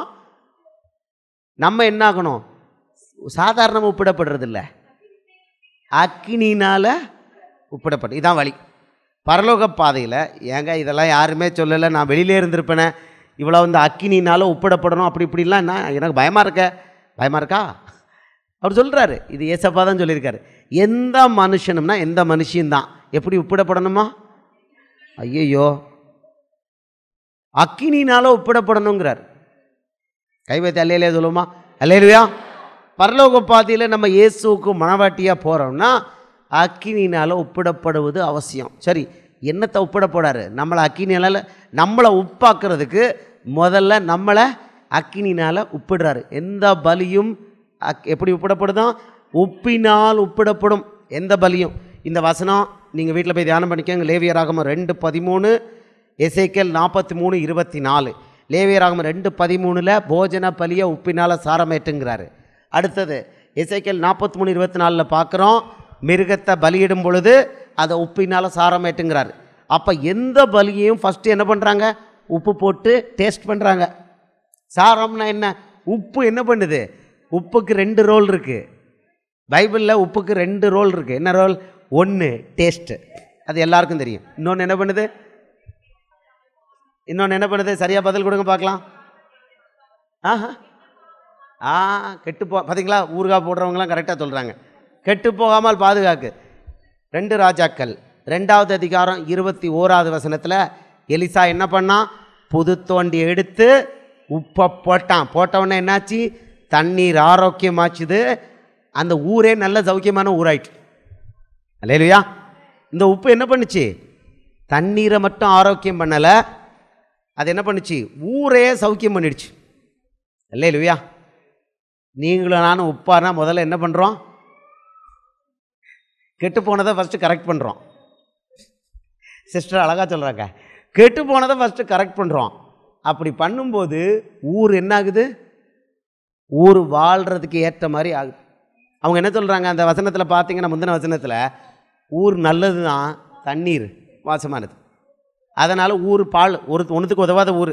இன்றைக்கி உலகம் அப்படி தான் இருக்குது. பிசாசு கையில் இருக்குது, பொல்லாங்கன் கையில். 9:14 யோபு 9:14 நினைக்கிறேன். பொல்லாங்கன் கையில் உலகம் ஒப்படைக்கப்பட்டிருக்கு. இன்றைக்கும் அதே கண்டிஷன் தான். இந்த பொல்லாங்கன் கையில் ஒப்படைக்கப்பட்ட இந்த உலகத்தில் உங்களையும் என்னையும் அவருடைய பரிசுத்த ரத்தத்தால் மீட்டு என்ன பண்ணிட்டாரு? உப்பாக லைனில் இறக்கிட்டார். உப்பாக லைனில் இறக்கிட்டார்னா முதல்ல நம்ம உப்பாக மாறணும். முழு உப்பாக மாறணும். நம்ம முழு உப்பாக மாறணும்னா இயேசுவை நம்ம பிரதிபலிக்க துவங்கணும். இயேசுவை சும்மா பிரதிபலிக்க முடியாது. அதுக்கு தான் சொல்கிறாரு, அப்பா நீ உப்பாக மாறணும்னா முதல்ல ஒன்றைய நான் அக்கினினால் உப்பு போடுவேன் அப்படிங்கிறார். அதில் நீ பாஸ் பண்ணணும். உப்பு போட்டவுடனே டக்குன்னு கயிறு எடுத்து தொங்கிடக்கூடாது. உப்பு போட்ட உடனே நீ மனைவி எனக்கு தேவையே இல்லை, நான் உன் வீட்டுக்கு போ, இல்லை நீ டிவோர்ஸ் அப்படின்றக்கூடாது. மனைவியை வச்சு உப்பு போடுவார், கணவனை வச்சு உப்பு போடுவார், பிள்ளைகளை வச்சு உப்பு போடுவார். இல்லையா? ஏதாவது ஒரு வழியில் ஒவ்வொருத்தருக்கும் ஸ்பெஷலாக உப்பு போடுவார். உப்பு போட்டு எல்லாரும் அந்த அனுபவத்தில் போய்கிட்டு தான் இருப்பீங்க. ஒருத்தருக்கு எக்ஸம்ஷன் கிடையாது. என்ன சொல்லியிருக்காரு? எந்த மனுஷனும் சொல்லிவிட்டாரு, யாருக்கும் விதிவிலக்கு கிடையவே கிடையாது. எழுதிட்டாருங்க.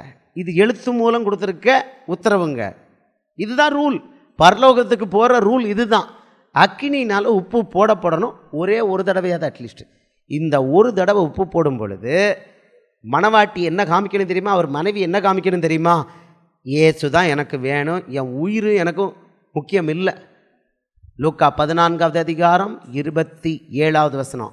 தன் ஜீவனையும் 26 கடைசியில் பாருங்க, தன் ஜீவனையும் வெறுக்காவிட்டால் எனக்கு சீஷனாக இருக்க மாட்டான். ஜீவனை வெறுக்கணும். பிலிப்பியர் 1:21 அப்போஸ்தலனாகிய பவுல் சொல்கிறான், கிறிஸ்து எனக்கு ஜீவன், சாவு எனக்கு ஆதாயம். அந்த அளவுக்கு போகணும். ஆட்டோமேட்டிக்காக போவோம். மணவாட்டி அந்த அளவுக்கு போவா. இயேசு மேலே உயிராடுக்கிற மணவாட்டி இந்த லெவலுக்கு இல்லை, இந்த லெவலுக்கு போகலை, இந்த லெவலில் ஸ்டார்ட் பண்ணுவா. அல்லேலூயா. கை வைத்து அல்லேலூயா சொல்லுவோமா? அல்லேலூயா. இந்த அளவுக்கு நம்ம விசுவாசத்தை சோதிப்பேன்னு சொல்கிறார். 1 பேதுரு 1:7 உப்பு போடுற அனுபவம் இதுதான். 1 பேதுரு 1:7 அவர் சொல்கிறாரு, அழிந்து போகிற பொன் அக்கினியினால் சோதிக்கப்படும், அதைவிட விலையேற பெற்ற என்னவா விலையேறப்பெற்ற உங்களுடைய விசுவாசம் சோதிக்கப்பட்டு இயேசு கிறிஸ்து சோதிக்கப்பட்டு வெற்றி பெற்றா இதான் இடுக்கமான பாதை. வெற்றி பெற்றா, சோதிக்கப்பட்டு வெற்றி பெற்றா என்ன நடக்குதான்? இயேசு கிறிஸ்து பரலோகத்திலிருந்து வெளிப்படும் பொழுது உங்களுக்கு புகழ்ச்சியும் கனமும் மகிமையும் உண்டாக காணப்படும். கைவைத்து அல்லேலூயா சொல்லுமா? அல்லேலூயா. இயேசு கிறிஸ்து எப்படி வெளிப்படுவார்னு நமக்கு தெரியும். 1 தெசலோனிக்கேயர் 4:16-17. ஏனெனில் கர்த்தர் தாமே ஆரவாரத்தோடும் பிரதான தூதனுடைய சத்தத்தோடும் தேவ எக்காலத்தோடும் வானத்திலிருந்து இறங்கி வருவார். அப்பொழுது கிறிஸ்துவுக்குள் மரித்தவர்கள் முதலாவது எழுந்திருப்பார்கள். பின்பு உயிரோடு இருக்கும் நாமும் கர்த்தருக்கு எதிர்கொண்டு போக மேகங்கள் மேல் அவர்களோட கூட ஆகாயத்தில் எடுத்துக்கொள்ளப்பட்டு இவ்விதமாய் எப்பொழுதும் கர்த்தருடனே கூட இருப்போம். அல்லேலூயா. அவர் அப்படி மேகங்களோடு வெளிப்படும் பொழுது நமக்கு புகழ்ச்சியும் கனமும் மகிமையும் உண்டாகும். எப்படி உண்டாகும்? இந்த உப்பு போடுற அனுபவத்தில் நம்மளுடைய விசுவாசத்தை சோதனை அவர் பண்ணுவார். சோதனை எப்படி இருக்கும்? அக்கினியில் போட்டு பொரிச்ச மாதிரி தான் இருக்கும். மனசே கசந்து போகும். அல்லேலூயா. வாழ்க்கையே கசந்து போகிற மாதிரி இருக்கும். ஏன் உயிரோடு இருக்கிறோங்கிற லெவலுக்கு வரும். வந்துட்டு அந்த லெவலுக்கு ரீச் ஆகிட்டீங்கன்னா நீங்கள் நல்லா உப்பு போடப்பட்டிருக்கீங்கன்னு பட்டுக்கிட்டு இருக்கீங்கன்னு அர்த்தம். நல்ல ஆர்டர் போட்டு உப்பு போடுறார், நல்ல உப்பு போடுறாருன்னு அர்த்தம். அல்லேலூயா. கசக்கப்படாது. இதுதான் அப்பா நல்லா இருக்குதுப்பா, இந்த உப்பு நல்லா இருக்குதுப்பா அப்படி சொல்கிற அந்த மனப்பக்குவம் வரணும். இடி வாங்கும் பொழுது விசுவாசத்தின் நிமித்தம் சோதனையை அவர் அனுமதிக்கும் போது அந்த சோதனை நீங்களும் நானும் அழிந்து போவதற்காக கொடுக்கப்படுற சோதனை அல்ல. உங்களையும் என்னையும் மணவாட்டிக்கு ஆயத்தப்படுத்துகிற சோதனை. எவ்வளோ தூரம் அன்பு பண்ணுறோம். மணவாட்டியை செக் பண்ணி பார்க்குறாரு. இவன்னா நம்மளும் இந்த ஆம்பளைங்களும் தான். என் மணவாட்டி எனக்கு எவ்வளோ அன்பாக இருக்கா, பரலோகத்தில் எப்படி இருப்போம் அதை நான் புரிஞ்சுக்கிட்டான். ஆண் பொண்ணு வித்தியாசம் தெரியாது. மத்தேயு 22:30 என்ன சொல்கிறாரு? பரலோகத்தில் எப்படி இருப்போமா நீங்களும் நானும்? ஆண் என்றும் இல்லை பெண் என்றும் இல்லை. பரலோகத்தில் நம்மலாம் எப்படி இருப்போமா? தேவதூதர்களை போல இருப்போம். அங்கே ஆண் பெண் செக்ஸ் கிடையாது. அங்கே தேவதூதர்களை போல இருப்பான். இதை கணக்கு வச்சோன்னா மணவாட்டியை ஈஸியாக புரிஞ்சுக்கலாம். இல்லையா? அல்லேலூயா. பாருங்க எப்படி இருக்கணும். மணவாட்டி அவர் மேலே உயிருக்கு உயிராக இருக்கணும்னு எதிர்பார்க்குறாரு. இதை தான் செக் பண்ணுறாரு. இந்த அக்கினி பரிசோதனை இதுதான் செக் பண்ணுறாரு. இப்படி பண்ணும் பொழுது மனக்கசப்படையக்கூடாது. அல்லேலூயா. மனக்கசப்படையக்கூடாது. அதை பொறுமையோடு சகிக்கணும். சகிக்கும் போது என்ன சொல்லணும்? இயேசு தான் எனக்கு முதல்ல வேணும்னு சொல்ல படிக்கணும். சோதனை எங்கே கொடுப்பாரு? முதல்ல பயிற்சி எங்கே கொடுப்பாரு? விசுவாச சோதனை வீட்டுக்குள்ளே தான் கொடுப்பார். ஐயா நாங்கள் கல்யாணம் முடித்து 30 வருஷம் ஆச்சு, டச் வுட், நாங்கள் ரெண்டு பேரும் சண்டை போட்டதே இல்லை அப்படின்னா நீங்கள் நிச்சயமாக நரகப்பாதையில் கைகோர்த்து போய்கிட்டு இருக்கீங்க. ஏன்னா பயிற்சியே இல்லை. நரகப்பாதையில் கைகோர்த்து சந்தோஷமாக போய்கிட்டு இருக்கீங்க. ரைட்? ஒன்றும் செய்ய முடியாது. இன்னொருத்தர் வந்து சொல்கிறாரு, ஐயோ என் மனைவி படாத பாடு படுத்துறா. அது யார்? மனைவி விசுவாசி தான், வேற யாரும் இல்லை. அது சொல்லுது, என் புருஷன் இந்த பாடுபடுத்துறாரு, பைபிள் எடுக்க விட மாட்டேக்காரு. அவர் விசுவாசி தான், யாருக்கும் ஆண்டவரை பற்றி சொல்ல விட மாட்டேக்காரு, ஃபோனில் யாருக்கு ப்ரேயர் பண்ணால் திட்டுறாரு. அப்படின்னா நல்லா உன்னை டெஸ்ட் பண்ணுறாருன்னு அர்த்தம். நீ சரியான பாதையில் போய்கிட்டு இருக்க. அல்லேலூயா. அல்லேலூயா. 1 கொரிந்தியர் 10:13 என்ன சொல்கிறாரு? சோதனையை கொடுக்கும்போது என்ன சொல்கிறாரு? உலகத்தாருக்கு வர்ற சோதனை இல்லாமல் வேறு எதுவும் உங்களுக்கு இல்லை, தேவன் உண்மையுள்ளவராக இருக்கிறாருன்னு சொல்லிட்டு அவர் என்ன சொல்கிறாரு? சோதனையோட கூட தப்பித்து கொள்கிற வழியும் கொடுக்குறார். சோதனை எதுக்கு கொடுக்குற? ஒளிஞ்சு போகிறதுக்கு இல்லை. அதை கவனமாக வச்சுக்கணும். தப்பிக்கிற வழி மட்டும் இல்லை சகோதரனே சகோதரியே, அதோட சேர்த்து ப்ரொமோஷன் கிடைக்கும், உயர்வு கிடைக்கும். நீங்கள் மனவாட்டிங்கிற முறையில் அவர் கொடுக்குற சோதனையில் நிலைத்து நின்னீங்கன்னா அவர் சும்மா என் பிள்ளை சோதனையில் வெற்றி பெற்றுட்டு very good very good alright, நீ அப்படியே அந்த 4வது ஸ்தானத்தில் இருக்குன்னா 4வது ஸ்தானத்தில் இரு அப்படி சொல்கிறாருன்னு நினைக்கிறீங்களா? ஐயோ என் பிள்ளை இப்போ எங்கே வந்துருச்சு, சோதனையில் வெற்றி பெற்று எனக்கு மனவாட்டி ஆயிட்டா. உடனே என்ன கொடுக்குறாரு? பரலோகத்தின் திறவுகோல்கள் கையில் வச்சுக்கோ. அடுத்தது பிசாசு மேலே அதிகாரம் கையில் வச்சுக்கோ. வரங்கள் கிருபைகள். அல்லேலூயா. இந்த பிள்ளைக்கு தான் வரங்கள் கிருபைகள் அப்படியே தனி ரூட் மேப் போட்டு கொடுக்குறார். அல்லேலூயா. சோதனையை சகிக்கிறவன் பாக்கியவன். வசனங்கள் அவ்வளோ இருக்குது. ஆனால் ப்ராக்டிக்கல் லைஃப்பில் வரும்போது ப்ராக்டிக்கல் லைஃப்பில் வரும்போது நம்ம எப்படி இருக்கிறோம்? இதுதான் இடுக்கமான பாதை. இதுக்காக தான் பிசாசை இன்னும் அவர் கட்டலை. புரியுதா? பிசாசை இன்னும் பாதாளத்தில் போய் கட்டாததுக்கு காரணம் அவனுக்கு இன்னும் வேலை இருக்குது. உங்களை என்ன இடிக்கிற வேலை இல்லையா? அவன் ஓசிக்கு வேலை பார்க்குறாங்க. இயேசுவுக்காக பரலோகத்துக்காக ஓசிக்கு வேலை பார்க்குறான். என்ன வேலை பார்க்குறான் தெரியுமா? யார் உண்மையான ஒரிஜினல் மனவாட்டி, யார் டூப்ளிகேட்டுன்னு இயேசுவுக்கு காமிச்சு கொடுக்குறான். இடின்னு இடித்து காமிச்சு கொடுக்குறான். ஓசிக்கு வேலை பார்த்து கொடுக்குறான். ஆண்டவரும் பரலோகத்தில் உட்கார்ந்து பார்த்துட்டே இருக்கிறார். எந்த அளவுக்கு அனுமதிக்கணுமோ அந்த அளவுக்கு அவனை அனுமதிக்கிறார். அனுமதித்து சோதனையில் வெற்றி பெற்றாச்சு. நல்லா கவனமாக பார்த்துக்கோங்க. இந்த சோதனை விசுவாச பரீட்சையில் வெற்றி பெற்றுட்டா மறுபடி சோதனை கிடையாது. இல்லையா? மறுபடி சோதனை கிடையாது. இதுக்கு பிறகு என்ன தெரியுமா? இந்த விசுவாச சோதனையில் வெற்றி பெற்றவளுக்கு அடுத்தது என்ன ஸ்டேட்டஸ் தெரியுமா? யுத்ததாரி. யுத்தம் பண்ணுவாங்க. அதுக்கு பிறகு யுத்தம், சோதனை கிடையாது. அதுக்கு பிறகு வருது சோதனை கிடையாது. பிசாசோடு எதிர்த்து யுத்தம் பண்ணுவாங்க இந்த ஆளுங்க. இந்த பிள்ளைகள் தான் பரலோக ராஜ்யத்துக்கு எக்கச்சக்கமாக கனி கொடுப்பாங்க. இவங்க தான் உப்பாக இருப்பாங்க. இவங்க தான் உலகத்துக்கு வெளிச்சமாக இருப்பாங்க. கை வைத்த அலையிலே சொல்லுமா? சோதனையே எனக்கு வேண்டாம் அப்படின்னு சொல்கிற பிள்ளை உப்பாக மாற முடியாது, வெளிச்சமாக மாற முடியாது.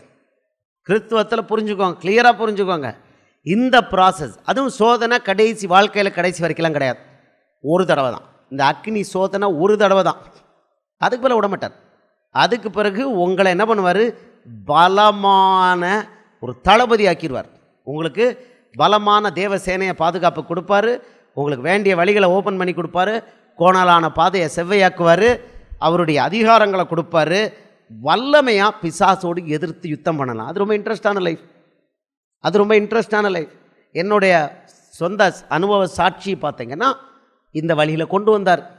முதலே சொல்லிட்டார், புதிய ஏற்பாட்டில் நீங்களும் நானும் விசுவாசிக்கிற தேவன் நல்லவர், நமக்கு இந்த வேதத்தை மட்டும் கொடுக்கல, நேராக பேசுகிறார். நேராக பேசி சொல்லிக் கொடுக்குறார். அதில் சொன்னார், முதல்ல மகனே உனக்கு யுத்தம் அப்படின்ட்டார். யுத்தத்தில் அவங்க எப்படி என்னை ஜெயிலில் போடணும்னு துடிச்சாங்க. ஆண்ட சொன்ன ஜெயிலில் போட விட மாட்டேன், சஸ்பென்ஷனை அலோவ் பண்ணுவேன்ட்டார். சஸ்பெண்ட் பண்ணாங்க. நியாயமான முறையில் சஸ்பெண்ட் பண்ணாங்களா? நியாயமான முறையில் நடக்கவே செய்யாது. நல்லா ஞாபகம் வச்சுக்கோங்க. உங்கள் வீட்டுக்காரர் உங்களுக்கு எதிராக அம்புட்டு வேலையும் பண்ணி உங்களை சோதிக்கிறாரு, ஆண்டவர் சோதிக்கிறாருன்னா நீங்கள் தப்பு பண்ணனால கிடையாது, நீங்கள் கரெக்டாக இருக்கிறனால தான் பிரச்சனையே வரும். விசுவாச சோதனை எப்படி வரும்னா, நீங்கள் கரெக்டாக இருக்கும்போது தான் சோதனை வரும். தப்பு பண்ணும்போது சோதனை வராது. அது பிரச்சனை. தப்பு பண்ணும்போது பிரச்சனை வரும். அதுக்கு இதுக்கும் சம்மந்தம் கிடையாது. லஞ்சம் வாங்கிட்டு ட்ராப்பில் பிடிபட்டுறது அது ஒன்று, அது நார்மல். லஞ்சம் வாங்காமல் இருக்கும்போது பொய்யா ட்ராப்பில் பிடிபட்டு ஜெயில் போகிறது, இதுதான் சோதனை. இல்லையா? இயேசு அதுக்கு நமக்கு வழி காமிச்சார். 1 பேதுரு 2வது அதிகாரம் 20வது வசனம். நீங்கள் குற்றம் செய்து அடிக்கப்படும் போது பொறுமையோடு சகித்தால் அதனால் என்ன கீர்த்தியுண்டு? நீங்கள் நன்மை செய்து பாடுபடும் போது பொறுமையோடு சகித்தால் அதுவே தேவனுக்கு முன்பாக பிரீதியாக இருக்கும். அடுத்த வசனம் பாருங்க. இதற்காகவே நீங்கள் அழைக்கப்பட்டும் இருக்கிறீர்கள், ஏனெனில் கிறிஸ்துவும் உங்களுக்காக பாடுபட்டு நீங்கள் தம்முடைய அடிச்சுவடையை தொடர்ந்து வரும்படி உங்களுக்கு மாதிரியை பின் வைத்து போனார். நம்ம எதுக்காக தெரிந்தெடுக்கப்பட்டிருக்கோமா? இந்த மாதிரி இடி வாங்கிறதுக்கு தான், நீதி நிமித்தம் இடி வாங்கிறதுக்கு தான் தெரிந்தெடுக்கப்பட்டிருக்கீங்கிறார். எல்லாருக்கும் அப்படி இல்லை, பட் அநேகருக்கு அந்த சான்ஸ் கிடைக்குது. இயேசு என்ன அதுக்காக நமக்கு ஒரு மாதிரியை வச்சுட்டு போயிருக்கிறார். அல்லேலூயா. இதை கணக்கை நம்ம வச்சுக்கிட்டோம்னா நம்ம கரெக்டாக இருக்கும்போது தான் நம்மளுக்கு எதிர்த்து வருவாங்க, நமக்கு சோதனை உண்டு. அப்படி இருக்குன்னா நம்ம சரியான பாதையில், பரலோக பாதையில் இருக்கோம். இடுக்கமான பாதை இதுதான் கரெக்டான பாதை. அப்படின்னா புருஷம் பொஞ்சாதிக்குள்ள சண்டை முதல்ல வரும். அல்லேலூயா. அதை எப்படி மேற்கொள்ளணும்? விசுவாசத்தினாலும் சாட்சியினாலும் இயேசுவை பற்றி கொள்வதன் நிமித்தமும் வசனத்தின் நிமித்தமும் தனி ஜபத்தின் நிமித்தமும் அதை மேற்கொள்ள வேண்டும். மேற்கொள்ளலாமா? மேற்கொள்ளலாம். நீங்கள் மேற்கொள்ளணும் தான் அந்த சோதனை அனுப்புகிறார். நீங்கள் ஊழியம் பண்ண விருப்பப்படுறீங்களா? முதல்ல எங்கே வரும்? யுத்தத்தை. ஊழியம்னா என்னங்க? யுத்தம். ஊழியம்னா என்னது? யுத்தம். பிசாசு கையிலேருந்து ஆட்களை பறித்து கொண்டு வரணும். பிசாசு கையிலேருந்து அவன் எங்கே வச்சுருக்கான்? சங்கீதம் 40:2 நம்ம பார்க்குறோம். உளையான சேற்றில், அவங்க பயங்கரமான குழியிலையும் உளையான சேற்றுலையும் அமுக்கி போட்டிருக்கான். பாவத்தில் அமுக்கி போட்டிருக்கான், பாவ சேத்தில் அமுக்கி போட்டிருக்கான். ஆத்துமா எங்கே இருக்குது? 1 யோவான் 5:12. ஆத்துமா செத்து கிடக்கு. எப்படி கண் எப்படி இருக்குது? ஏசாயா 44:18. கண்ணும் இருதயமும் பிசாசு அடைச்சி வச்சுருக்கான். 2 கொரிந்தியர் 4:4. மனதை பிசாசு குருடாக்கி வச்சுருக்கான். இவ்வளோ கண்டிஷன்லாம் அவனை வச்சுருக்கான். அவங்கள போய் நான் இயேசுவின் ஒளியை கொண்டு நான் மீட்டுக்க போகிறேன் அப்படின்னு போனீங்கன்னா, முதல்ல நம்மக்கிட்ட ஸ்டஃப் இருக்கா? நம்மக்கிட்ட இயேசு இருக்காரா? இயேசுவை நாம் தரித்து கொண்டாமா அப்படின்னா, இதுதான் இயேசுவை தரித்து கொள்கிற மேலே. இடுக்கமான வாசல் வழியாக போய் இயேசுவை முழுசாக தரித்து கொள்ளும் பொழுது இப்போ நமக்கு பலன் இருக்கு. இப்போ கொடுத்துட்டாரு, முழு அதிகாரத்தை கொடுத்துருந்தாரு. இப்போ நீங்கள் பிசாசை போய் அடிக்கலாம். போகிறீங்க, சுவிசேஷம் சொல்கிறீங்க, ஆத்துமாக்கள் வராங்க, பிசாசை அடிக்க முயற்சி பண்ணுறான், அவனால் ஒன்றும் பண்ண முடியாது. அல்லேலூயா. பிசாசு அடிக்கக்கூடாதுன்னு நம்ம சொல்ல முடியாது. அவன் ஜோலியை அவன் பார்க்குறான், நம்ம ஜோலியை நம்ம கரெக்டாக பார்க்கணும். ஆமாம், அதுக்கு ப்ராக்டிஸ், வெளியே போகிறதுக்கு ப்ராக்டிஸ் தான் வீட்டுக்குள்ளே முதல்ல யுத்தம். ஐயா, ஒரு ராஜா குமாரன், நீங்கள் யார்? நீங்களும் நானும் யார்? வேதம் சொல்லுது என்னவா? நீங்களும் நானும் ராஜரீக ஆசாரிய கூட்டம். 1 பேதுரு 2:9. நீங்களும் நானும் இயேசுக்குள்ளே பிறந்த உடனே என்னவாயிட்டோம்? அவருக்கு சொந்த பிள்ளைகளானவுடனே அவர் சொல்லிட்டாரு, நீங்கள் ராஜகுமாரத்திகள், நீங்கள் ராஜகுமாரர்கள்ட்டார். அதுக்கு பிறகு நீங்களும் நானும் யாரும்? ஆசாரியர்கள். அவர் பிரதான ஆசாரியர்னால நீங்களும் நானும் ஆசாரியர். 2 ரோல், நமக்கு 2 ரோல். இந்த ராஜா புள்ள கொஞ்ச நாள் ஆனவொன்னு என்ன பண்ணணும்? எதிரி நாட்டோட யுத்தம் பண்ணணும். கைப்பிள்ளையாக இருக்க வரைக்கும் பால் குடிக்கலாம். அதுக்கு பிறகு கொஞ்சம் புஸ்தகம் படித்து என்ன பண்ணணும்? நெக்ஸ்ட் என்ன எடுக்கணும்? பட்டயத்தை கையில் எடுக்கணும். குதிரை ஏறணும், பட்டயத்தை கையில் எடுக்கணும். ராஜா பிள்ளை என்ன பண்ணணும்? குதிரை ஏறணும், பட்டயத்தை எடுக்கணும். முதல்ல என்ன பண்ணணும்? தான் சொந்த நாட்டை பாதுகாக்கணும். எபேசியர் 6:12. ஏனெனில் மாம்சத்தோடும் இரத்தத்தோடும் அல்ல, துரைத்தனங்களோடும் அதிகாரங்களோடும் இப்பிரபஞ்ச லோகாதிபதிகளோடும் வான மண்டல பொல்லாத ஆவிகளின் சேனைகளோடும் நமக்கு போராட்டம் உண்டு. நம்மளை காப்பாற்றிக்கிறதுக்கு இத்தனை பிசாசுகளோடு போராடி ஆகணும். நம்மளை காப்பாற்றுறதுக்கே இத்தனை பிசாசுகளோடு போராடி ஆகணும். வான மண்டல பொல்லாத ஆவிகளின் சேனைகளோடு ஒத்தையே முடிகிறது கஷ்டம். அது ஆயிரக்கணக்கில் நமக்கு எதிர நிற்குது நம்மளை கவுத்துறதுக்கு. ஏன்னா நம்ம அங்கேருந்து உளையான சேட்டிலேருந்து வெளியில் வந்திருக்கோம். நம்மளை எப்படியாவது புளிச்சு மறுபடி கொண்டு போடணும்னு அது முயற்சி பண்ணுது. நார்மலான யோசனை தான். ஒரு பொருள் இப்படி இது கீழே போயிடுச்சுன்னா நம்ம எப்படி தேடுவோம்? போலீஸில் கம்ப்ளைண்ட் கொடுப்போம், பெரிய கிட்ட ரெக்கமெண்டேஷன்லாம் பண்ணி எப்படியாவது கண்டுபிடிக்கணும். அதே மாதிரி தான் பிசாசு கையில் தான் நம்ம வந்திருக்கோம். அவன் நம்மளையே தான் பார்த்துக்கிட்டு இருக்கான். எப்படி இதை கவுத்தி கொண்டு சுளையான சேத்தில் மறுபடி போடுறது? அல்லேலூயா. நம்மளை காப்பாற்றணும். நம்மளை காப்பாற்றுறதுக்கு முதல்ல பட்டயத்தை எடுத்து நம்மளை செல்ஃப் டிஃபென்ஸ் பண்ணணும். அப்புறம் கொஞ்சம் வளர்ந்த உடனே என்ன பண்ணணும்? பக்கத்து நாட்டுக்கு படையெடுத்து போய் என்ன பண்ணணும்? நாட்டை கைப்பற்றணும். ஒரு ராஜாவுடைய பிள்ளை என்ன பண்ணணும்? யுத்தம் பண்ணி, வேதம் சொல்லுது, போருக்கான காலம் வந்தபோது, அந்த பீரியடில் போருக்கு ஒரு காலம், இத்தனை மாதங்கள் போரிடணும். எல்லா நாட்டு ராஜாக்களும் அந்த காலகட்டத்தில் போரிட்டு இடம் பிடிப்பாங்க.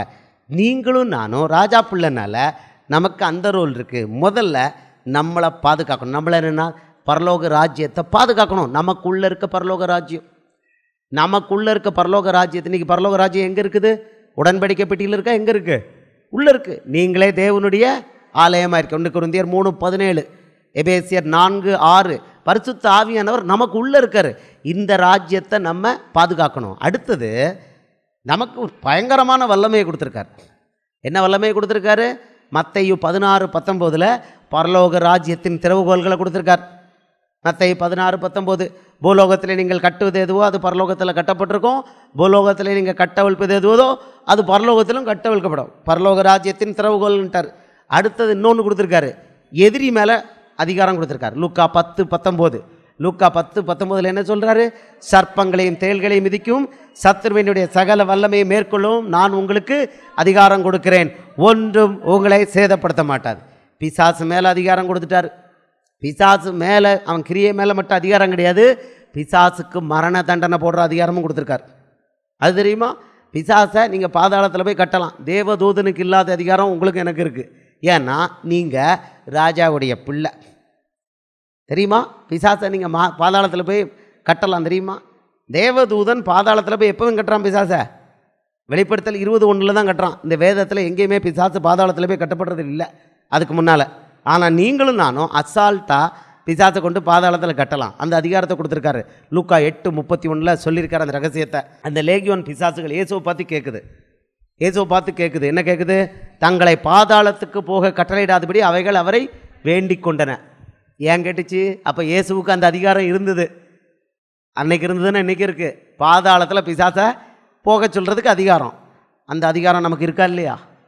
எங்கே இருக்குது? யோவான் 14வது அதிகாரம் 12வது வசனம். அத்தாரிட்டி அங்கே தான் இருக்குது. யோவான் 14:12 என்ன சொல்கிறாரு? மெய்யாகவே மெய்யாகவே நான் உங்களுக்கு சொல்கிறேன், நான் என் பிதாவினிடத்திற்கு போகிறபடினால் என்னை விசுவாசிக்கிறவன் நான் செய்கிற கிரிகளை தானும் செய்வான், இவைகளை பார்க்கிலும் பெரிய கிரியைகளையும் செய்வான். கை வைத்து அல்லேலூயா சொல்லுவோமா? அல்லேலூயா.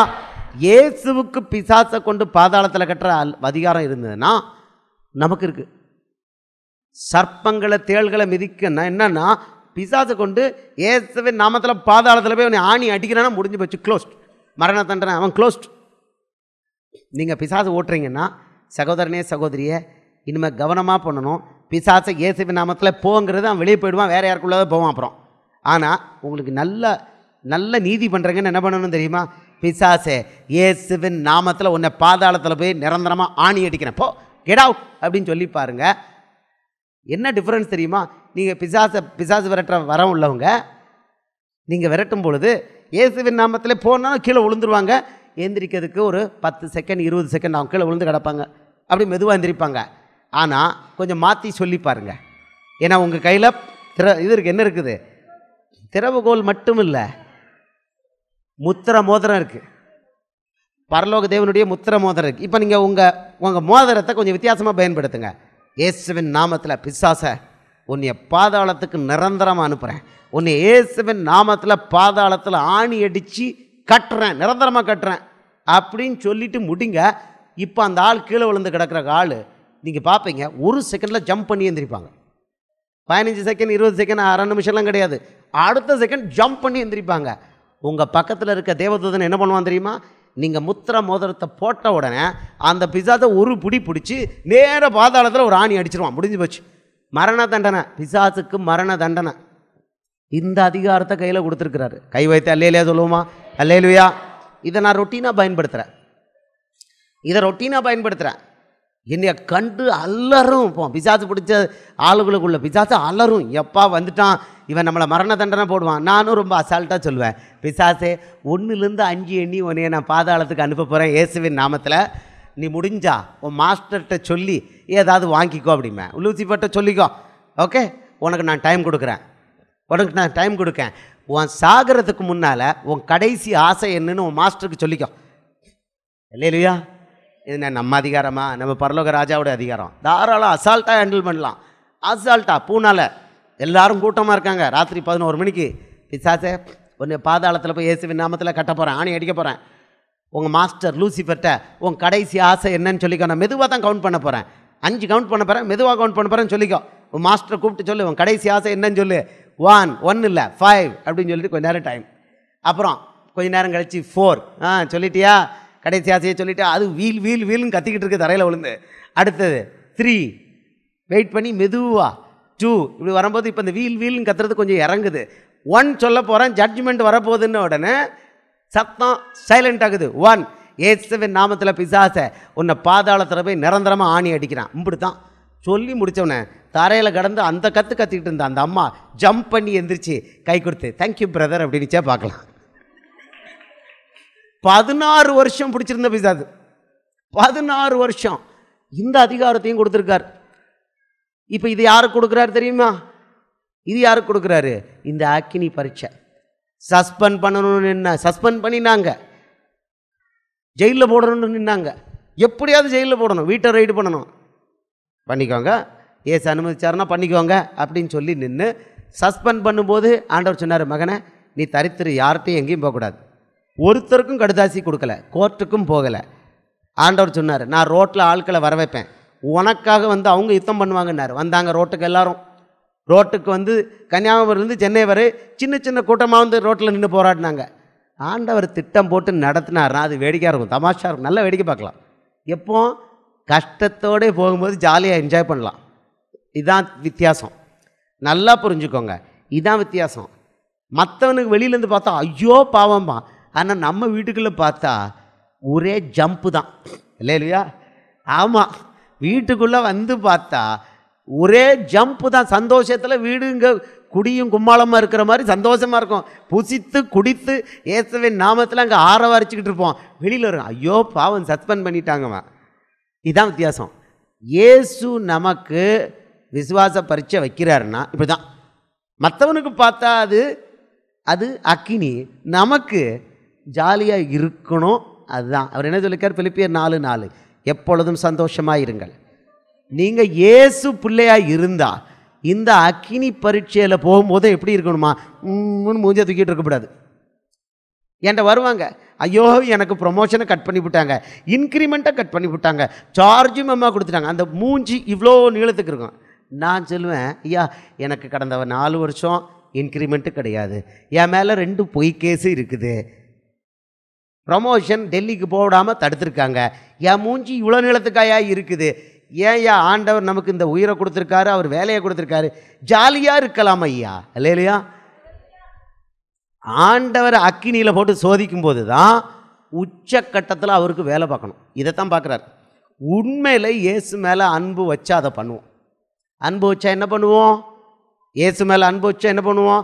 முதல்ல அவர் வசனத்தை கை கொள்ளுவாங்கிறாரு. யோவான் 14:23 அவருடைய வசனத்தை கை கொள்ளுவாங்கிறாரு.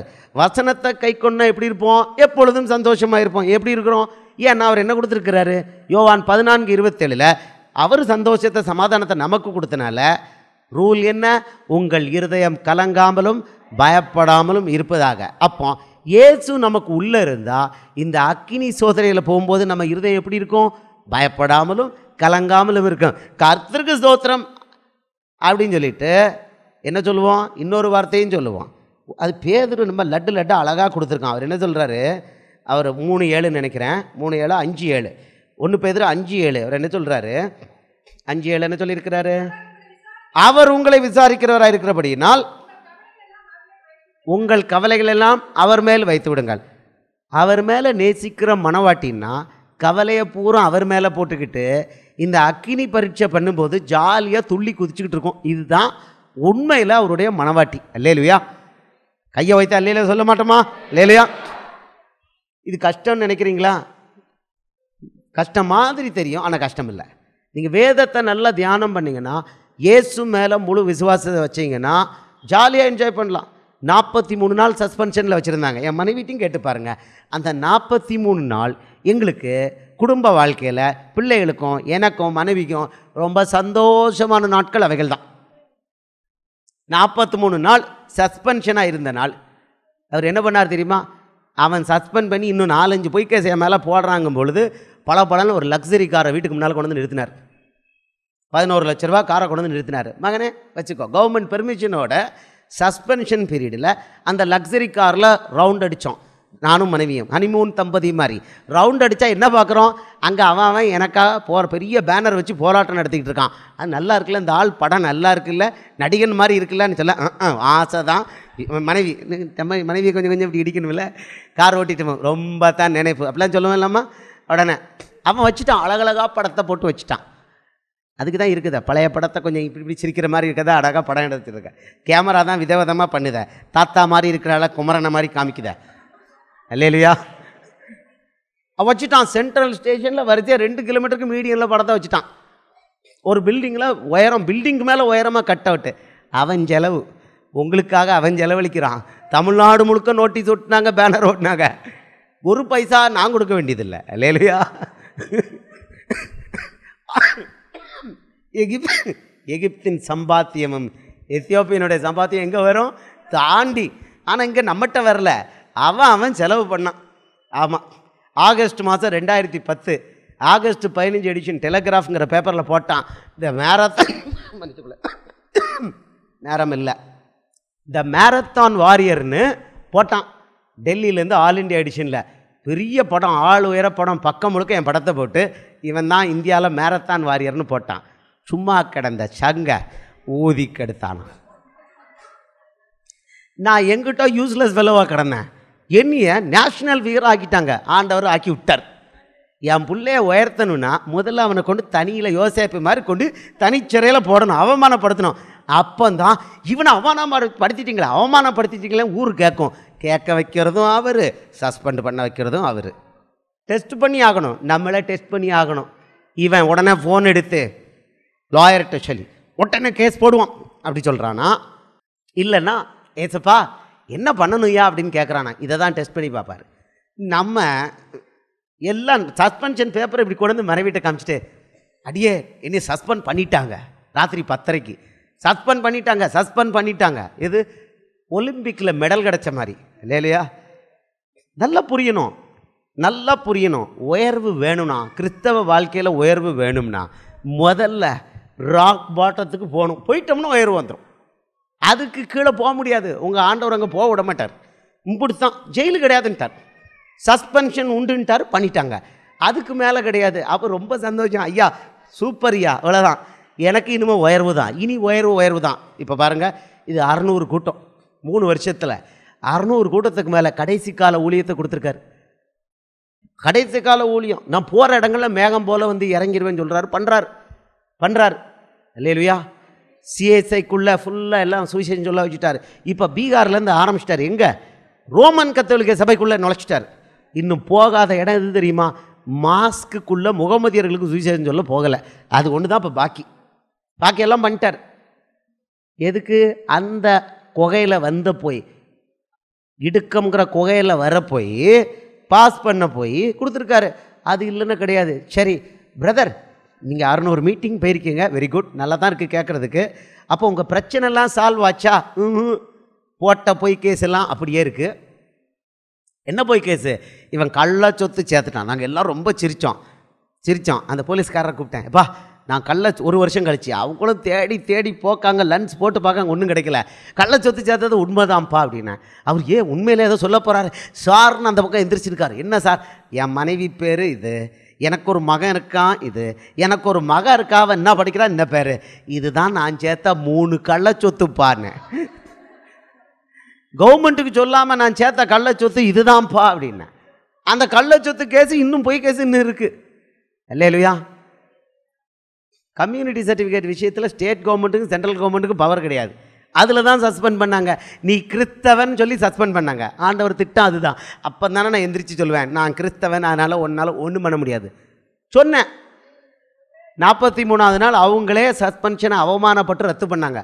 நான் லெட்டரும் கொடுக்கல, கோர்ட்டுக்கும் போகல, ஆள் அனுப்புனாங்க, விரட்டி அடிச்சிட்டோம். பேச்சுவார்த்தை நடத்தணுன்னாங்க. இதில் என்ன பேச்சுவார்த்தை நடக்கிறதுக்கு?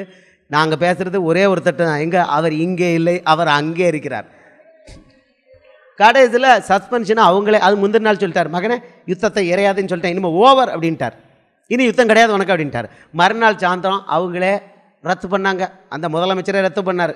ரத்து பண்ணவனே நான் சும்மா இருப்பேனா? இதுதானே நேரம், எக்காலத்தை எடுத்து ஓதணும்ல. 43 நாள் சும்மா இருந்தோம்ல, வாயை பற்றிக்கிட்டு ஆண்டவர் தரித்திரு வாயை திறக்காதன்னார். போய் நீ வந்து சுவிசேஷம் சொல்லு, அதெல்லாம் செய், பட் இதுக்கு எதிராக வாயை திறக்கலை, ஒருத்தட்டையும் வாயை திறக்கலை. இப்போ எக்காலத்தை ஊதணும். ஆண்டவர் விடுதலை கொடுத்துட்டார்ல, அப்போ சும்மாவே இருக்கணும். விடுதலை கொடுத்துட்டாருங்க போது வாயை வச்சுட்டு சும்மா இருந்தோன்னா அந்த வாய்க்கு பிரயோஜனமே இல்லை. ஆண்டவர் விடுதலை கொடுத்துட்ட உடனே என்ன பண்ணும்? ஊரை உலகத்தை கூட்டி ஓன்னு கத்தணும், எங்கள் ஐயா விடுதலை கொடுத்தார் பாருன்னு கத்தணும். அப்படி கத்தலை இந்த மனவாட்டி உருப்படி இல்லைன்னு அர்த்தம், ஊம மனவாட்டி இல்லையா? மறுநாள் என்ன பண்ண தெரியுமா? சஸ்பென்ஷன் ரத்தானவுன்னு ப்ரெஸ் கான்ஃபரன்ஸ் கூப்பிட்டு கவர்மெண்ட் என்னைய கிறிஸ்தவன் சொல்லி சஸ்பெண்ட் பண்ணியிருக்கு, நான் கவர்மெண்ட்டுக்கும் சொல்கிறேன், உங்கள் அத்தனை பேருக்கும் உலகத்துக்கும் சொல்கிறேன், நான் கிறிஸ்தவன், அதனால் என்னை ஐஏஎஸை விட்டு இந்த கவர்மெண்ட் இல்லை எந்த கவர்மெண்ட்டும் நீக்க முடியாதுன்னு. இல்லையா? நான் கிறிஸ்தவன் தான், ஒரிஜினல் கிறிஸ்தவன், அதனால் இவங்களால் ஒன்றுமே பண்ண முடியாதுன்னு. இப்படி சொல்லணும்னு சொல்லி தானே அவர் அதை பண்ணியிருக்காரு. இப்படி சொல்லணும்னு சொல்லி தானே என் மேலே பொய் கேஸ் போட்டாங்க, நான் கள்ள சொத்து சேர்த்துன்னு. அதில் ஏதாவது பொய்யா 4 பேர் அவங்க சொத்தை ஏதாவது காமிச்சு என்னை சஸ்பெண்ட் பண்ணியிருக்கலாம்ல. ஆண்டவர் அதில் அனுமதிக்கல. இதுவும் ஏமாத்து தான், ஆனால் இதில் தான் பண்ண வச்சார். ஏன்னா இயேசுவின் நாமம் மகிமைப்படணும்னு. அல்லேலூயா. சரி, பிரச்சனை தீந்துதா? அந்த 2 கேஸ் இன்னும் அப்படி இருக்கு. இன்க்ரிமெண்ட் கிடைச்சதா? கிடைக்கல. ப்ரொமோஷன் கிடைச்சதா? கிடைக்கல. அல்லேலூயா, அல்லேலூயா. 30ஆம் தேதி ஏப்ரல் என் பேட்ச்மேட் அவ்வளோ பேரையும் ப்ரொமோட் பண்ணி பிரின்சிபல் செக்ரட்டரி ஆக்கிட்டாங்க. என் பேர் மட்டும் அதில் இல்லை. அல்லேலூயா. என் பேர் அந்த ப்ரொமோஷன் லிஸ்ட்டில் இல்லை. 15,000-20,000 ரூபா சம்பள வித்தியாசம் இருக்கும். அவங்க பிரின்சிபல் செக்ரட்டரி, நான் செக்ரட்டரி டு கவர்மெண்ட். ஒரு மாதத்துக்கு முன்னால் ஒரு முன்னாள் அமைச்சரை 2 வருஷத்துக்கு ஜெயில் போட்டாங்க. இங்கே மதுரையில் நான் வேலை பார்க்கும்போது போட்ட கேஸ், 95 போட்ட கேஸு கிட்டத்தட்ட 19 வருஷம் கழித்து அதை அடிச்சிருக்கு. டமால்னு அடித்து அவர் ராஜ்யசபா உறுப்பினரை இழந்துட்டார் பதவியை. 2 IAS ஆஃபீஸருக்கும் 2 வருஷம் ஜெயில். ஆனால் அதில் இன்வால்வான மற்ற அத்தனை ஆஃபீஸர்ஸுக்கும் ப்ரொமோஷன். எனக்கு நேர்மையாக வேலை பார்த்து ஊழலுக்கு எதிராக வேலை பார்த்தா எனக்கு ப்ரொமோஷன் இல்லை. நீதி நிமித்தம் துன்பப்படுகிறவர்கள் பாக்கியவான்கள். இப்போ நான் ஐயோ எனக்கு ப்ரொமோஷன் கிடைக்கலையே, நான் ஊழியம் பண்ண மாட்டேன் ஆண்டவரே, நான் இன்னையிலேருந்து உண்ணாவிரதம் 40 நாள் சாப்பிட மாட்டேன். எத்தனை பேர் இப்படி பண்ணுறோம்? ஆண்டவரே உங்களுக்காக நான் இப்படி வேலை பார்க்குறேன், எனக்கு ப்ரொமோஷன் தராமல் அவனுக்கு வச்சுருக்கேன், என்ன ஆண்டவரே இப்படியா கேட்டேன்? அதெல்லாம் ஒன்றும் இல்லை. உடனே வார்த்தை மனைவிட்ட, ஏசு என் பேரை அந்த லிஸ்ட்டை விட்டு எடுத்து விட்ருக்காரு, அவ்வளோதான். இல்லையா? அவர் அந்த பேரில் லிஸ்ட்லேருந்து எடுத்து விட்ருக்காரு. அப்படின்னா இப்போ வரப்போகிற ப்ரொமோஷன் ரொம்ப பலமானதாக இருக்குன்னு அர்த்தம். ஏசு கொடுக்குற ப்ரொமோஷன் ரொம்ப பலமானதாக இருக்கும். அது கொஞ்சம் வெயிட் பண்ணிப்போம். அது நம்மளை அப்படியே எலியா மாதிரி லிஃப்ட் பண்ணும். கொஞ்சம் கவனமாக இருக்கணும் அதில் லிஃப்ட் பண்ணும்போது. இல்லையா? தனிச்சிறையிலேருந்து தொடச்சி 5 வருஷம் 2 வருஷம் அழுக்கு 2 வருஷம் அழுக்க சோப்பு போட்டு எத்தனை சோப்பை போட்டானோ, சோப்போ சோப்போ. அந்த காலத்தில் நம்ம ஊர் சோப்பெல்லாம் கிடையாது. நல்ல நல்ல மூலிகை சோப்பெல்லாம் போட்டு யோசேப்பை கொண்டு வந்து பார்வோன் முன்னால் நிறுத்தினவன என்னாச்சு? பிரதம மந்திரி. யாருக்கு? எகிப்துக்கு முதல் பிரதம மந்திரி. இப்படித்தான் அவர் பண்ணியிருக்கார். மொர்தேக்காய்க்கு என்ன வச்சு? மொர்தேக்காய்க்கு ராஜ வஸ்திரம் தெளித்து கடைசியில் மொர்தேக்காயின் கீர்த்தி உலகமெங்கும் பரவிச்சான். இப்படி தான் பண்ணார். தானியேலுடைய காரியமோ ஜெயமாக இருந்தது. ராஜா வர்றான், குப்பரை கவிழ்றான், அடுத்த ராஜா வர்றான், குப்பரை கவிழ்ந்து போகிறான். ஆனால் தானியேலுடைய காரியமோ ஜெயமாக இருந்தது. இந்த ராஜா இப்படித்தான் பைபிளில் பண்ணியிருக்கார். இந்த வேலை தான் பண்ணியிருக்காரு. அப்போ அதை கணக்கு வச்சு ப்ரொமோஷன் வரலையா சந்தோஷப்படணும். எது? நீதியின் நிமித்தம். ஊழல் பண்ணிட்டு ப்ரொமோஷன் வரலன்னா அது வேற, அது வேற. அதுக்கு இதுக்கும் சம்மந்தமே கிடையாது. இதுதான் வழி. இதுக்காகத்தான் உலகம் சுழண்டுக்கிட்டு இருக்கு. இது முடியும் போது என்ன பண்ணுறாரு தெரியுமா? தாம் பிள்ளைகளை தெரிந்தெடுத்த உடனே அண்ட சராசரமும் இல்லைன்னு ஆக போகுது. இப்படிப்பட்ட பிள்ளைகளை தான் செலக்ட் பண்ணுறாரு. மார்க்கு 12:30 படி இயேசு மேலே உயிருக்கு உயிராக இருந்து எப்பொழுதும் சந்தோஷமாக இருக்கிற பிள்ளை, பூமிக்கு உப்பாக இருப்பேன், உலகத்துக்கு வெளிச்சமாக இருப்பேன்னு சொல்லிட்டு துணிஞ்சு நிற்கிற பிள்ளைங்களை தான் அவர் எதிர்நோக்கி காத்துக்கிட்டு இருக்காரு. பரலோகத்தில் அவங்களுக்காக காத்துக்கிட்டு இருக்கார், வரணும்னு காத்துக்கிட்டு இருக்கார் அவங்களோட வாழ்கிறதுக்கு. அல்லேலூயா. இதுதான் இடுக்கமான பாதை. இது இப்போ கடைசியில் என்ன பண்ணுறாரு? சுருக்கமாக முடிக்கிறேன். கடைசி காலத்தில் உள்ள வேலைகள். இன்றைக்கி உங்களை ஆண்டவர் ஸ்ட்ரென்தன் பண்ண வேண்டிய ஏரியாவில் ஸ்ட்ரென்தன் பண்ணிட்டார். நீங்கள் என்னவாகணும்? நீங்களும் நானும் என்னவாகணும்? பூமிக்கு உப்பாகணும், உலகத்துக்கு வெளிச்சமாகணும். அதுக்கு என்ன ரூட்டு? இடுக்கமான பாதை. இடுக்கமான பாதையில் என்ன பண்ணுறாரு? முதல்ல நம்ம விசுவாசத்தை அக்கினினால் பரிசோதிக்கிறார். அதில் பாஸ் பண்ணணும். எப்படி பாஸ் பண்ணணும்? இயேசு மேலே முழு விசுவாசம், அவர் மேலே மட்டும் முழு அன்பு, வேற யார் மேலேயும் கிடையாது, எது மேலேயும் இருக்கக்கூடாது. விசுவாசம். அல்லேலூயா. இயேசுவுக்கும் முதலிடம். மத்தேயு 10:37 படிச்சுக்கோங்க, லூக்கா 14:26 படிச்சுக்கோங்க. இயேசுவுக்கு மட்டும்தான் வாழ்க்கையில் முதலிடம். தகப்பனுக்கோ தாய்க்கோ மனைவிக்கோ கணவனுக்கோ பிள்ளைகளுக்கோ சகோதரன் சகோதரிக்கோ அல்ல, இயேசுவுக்கு மட்டும். இவங்களை மட்டும்தான் அவர் பரலோகத்தில் கொண்டு போக போகிறார். அவங்களுக்கு மட்டும்தான் எக்கால சத்தம் கேட்கும். இப்போ கடைசி நாட்களில் என்ன பண்ண போகிறாருன்னு 5 நிமிஷத்தில் முடிக்கிறோம். நமக்கு நேரம் முடிஞ்சு போச்சு. நம்பர் 1 4 ஸ்டெப் எடுக்கிறாரு.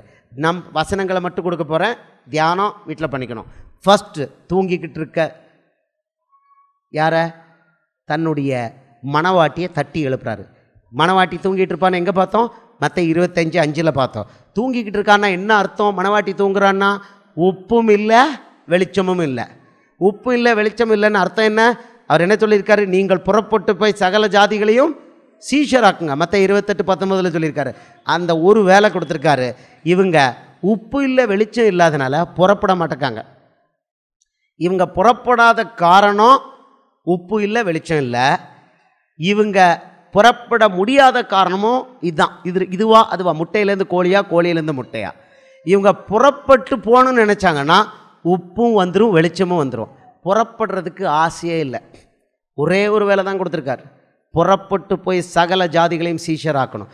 புறப்பட்டா உப்பு வெளிச்சம் தன்னால் வந்துடும். எல்லா டெஸ்ட்லையும் பாஸ் பண்ணுவாங்க. பிசாசோடு எதிர்த்து போராடணும். அப்போ அதுக்கு நம்மளை காப்பாற்றணும். அப்போ வேதத்தை தியானம் பண்ணுவாங்க, தனி ஜபம் 1 மணி நேரம் 2 மணி நேரம் பண்ணுவாங்க. பண்ணிவிட்டு வெளியே போகும்போது ஆத்துமாதாயம் கிடைக்கும். பிசாசு அடிப்பான், அடி ஒன்றும் நம்ம மேலே படாது. இன்றைக்கி நான் இங்கே வந்திருக்கிறேன்னா சகோதரனே சகோதரியே, பிசாசு எதிர்த்து நிற்கிறான், அடித்து பார்க்குறான், அவனால் ஒன்றும் பண்ண முடியல. திடீர்னு பார்த்தா முட்டு 2ம் வலிக்கும். ப்ரேயர் பண்ணும்போதே வலிக்க ஆரம்பிக்கும். ப்ரேயர் பண்ணும்போதே நடுராத்திரி வலிக்க ஆரம்பிக்கும். அது வலிக்கிற வரைக்கும் மேலே கீழே ஏறுறது தெரியும். வேலை நான் பார்த்துக்கிட்டே இருப்பேன், ஜெபத்தை விடவே மாட்டேன், வந்துக்கிட்டே இருக்கும். அது வலி வந்து முடிச்சோன்னே சொல்லுவேன், பிசாசே உன் வேலையை முடிச்சிட்டியா, இப்போ வெளியில் போ, இயேசுவின் நாமத்திலே கெட் அவுட், இயேசுவின் நாமத்தில் வெளியே போ. 2 நிமிஷத்தில் வெளியில் ஓடிடும், 2 நிமிஷத்தில் வெளியில் ஓடிடும். இந்த மாதிரி கூட்டங்களுக்கு வந்து வசனங்களை கொடுக்கும்போது கூட்டத்தில் இருக்கவங்க கட்டுகள் உடையும், வியாதிகள் கட்டு உடையும். வீட்டுக்கு போனால் இல்லை போகிற வழியில் பிட்டி வலிக்கும், இடுப்பு வலிக்கும், முட்டு வலிக்கும். வேடிக்கையாக இருக்கும். அங்கே முட்டு வலி யாருக்கோ போயிருக்கும், எனக்கு வரும். பிட்டி வலி பெண்களுக்கு யாருக்காவது போயிருக்கும், எனக்கு வரும். சீரியஸாக இருக்கும், சீரியஸாக வலி இருக்கும். சிரிச்சுப்பேன். அவர் சொல்கிறாரு, தன் சிலுவை எடுத்துக்கொண்டு என் பின் செல்லாதவன் 14:27. அவர் சொல்கிறார், என் நுகம், அடுத்தது என் நுகம் மெதுவாயும் என் சுமை லகுவாயும் இருக்கிறது. கொடுக்குறாரு, இதை கொடுப்பாரு. அந்த வலியை கண்டு ஐயோ ஊழியம் பண்ணால் இப்படிலாம் கிடைக்குமா, அதெல்லாம் ஒன்றும் கிடையாது. இது பூ இது போயிடும். அங்கே போயிட்டு வீட்டில் போயிட்டு இயேசுவின் நாமத்தில் வலி போயிட்டுனா போயிடுது, அவ்வளோதான். அப்படி தான் அதுக்கு வலிக்கு இப்படி தான். எந்த டாக்டர்கிட்டையும் போகக்கூடாது. போயிடுச்சு போயிடும். அல்லேலூயா. இது மட்டும் இல்லை, என் மனைவிக்கு பெண்களுக்கே ஒருத்தர் கொஞ்சம் சீரியஸான ப்ராப்ளம், டியூமர் வந்தது. டாக்டர்கிட்ட போகல, மேமோகிராஃபி எக்ஸ்ரே எல்லாம் ஸ்கேனிங் எடுத்தால் கட்டிகள் இருக்குது. டாக்டர் கத்தி போடணும். டாக்டர்கிட்டையா போகிறது? மறுநாள் காலையில் ஜெபம், ஆண்டவரே யாத்ராபம் 15:26 படி இந்த வியாதி வராது. நீங்கள் இது எங்கேருந்து வந்ததெல்லாம் கேட்க மாட்டேன். ஆனால் டாக்டர் கத்தி என் மனைவியில் மேலே படக்கூடாது. இதுக்கு மேலே நீங்களுமாச்சு உங்கள் மகளுமாச்சு அப்படின்னு. அப்படி தான், நீங்களுமாச்சு உங்கள் மகளுமாச்சு. எனக்கு மனைவியை கொடுத்துருக்கீங்க, அவள் யார்? உங்கள் மக தானே. நீங்களுமாச்சு உங்கள் மகளுமாச்சின்னு கட்டி போக வைங்கலாம் கேட்கவே இல்லை. அவருக்கு உடனே வைராக்கியமாக போச்சு.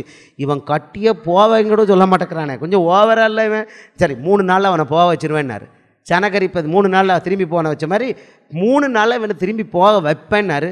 கட்டி இல்லை, கட்டிகள் காணாமலே போயிட்டு டாக்டர்கிட்ட போகவே இல்லை. அல்லேலூயா. இதெல்லாம் கொடுப்பாரு, வேடிக்கையாக இருக்கும். ஆமாம், ஆண்டவருக்கு ஊழியம் பண்ணும்போது நல்ல வேடிக்கையாக இருக்கும், நல்ல இன்ட்ரெஸ்டாக இருக்கும். 4 மணி நேரம் 2 மணி நேரம் தான் சில சமயம் தூக்கம். 2 நாள் தொடர்ந்து 2 மணி நேரம் தூக்கம். டயர்ட் ஆகும்னு நினைக்கிறீங்களா? கிளியர் பண்ணிடுவார். அற்புதம்னா டெய்லி நடக்கும். இயேசுவுக்காக நீங்கள் யுத்தம் பண்ணுற லெவலுக்கு வந்துட்டீங்கன்னா வாழ்க்கை பயங்கர இன்ட்ரெஸ்டிங்காக இருக்கும். பிசாசோடு யுத்தம் பண்ணிக்கிட்டு முன்னால் போய்கிட்டே இருக்கலாம். வேதத்தை தியானம் பண்ணி தனி ஜபம் பண்ணிக்கிட்டு வெளியில் போய் வேத வசனத்தை சொல்லி, இதுதான் யுத்தம். 3 இருக்குது. வீட்டுக்குள்ளே ப்ரிப்பரேஷன் டெய்லி இருக்கணும். டெய்லி ஜபம், நடுராத்திரி அதிகாலை ஜபம், டெய்லி வேத தியானம். அதுக்கு பிறகு வெளியில் வந்து குத்துச்சண்டை. ஒரு வாரத்துக்கு 8 மீட்டிங், ஒரு வாரத்துக்கு 6 மீட்டிங், இன்றைக்கி இந்த வாரம் 5 மீட்டிங் போய்கிட்டே இருக்கணும். எலெக்ஷன் அப்சர்வருக்கு பீகாருக்கு போன வாரம் போயிருந்தேன். 17 நாளில் 11 கூட்டம். இப்போ மறுபடியும் 14ஆம் தேதி போகிறேன். 14, 15, 16 3 கூட்டத்தில் பேச போகிறேன். முதல் கூட்டம் ரோமன் கத்தோலிக்கர்களுக்கு மறுபடியும் பேச போகிறேன் இன்னொரு இடத்துல. அல்லேலூயா. ஆண்டவர் வேலை கொடுக்குறாரு. யார் பரீட்சையில் வெற்றி பெற்றாங்களோ அவங்களுக்கு கூட வேலை கொடுக்குறாரு. ராஜ்யத்தை கட்டுற வேலையை நல்லா கொடுக்குறாரு. அல்லேலூயா.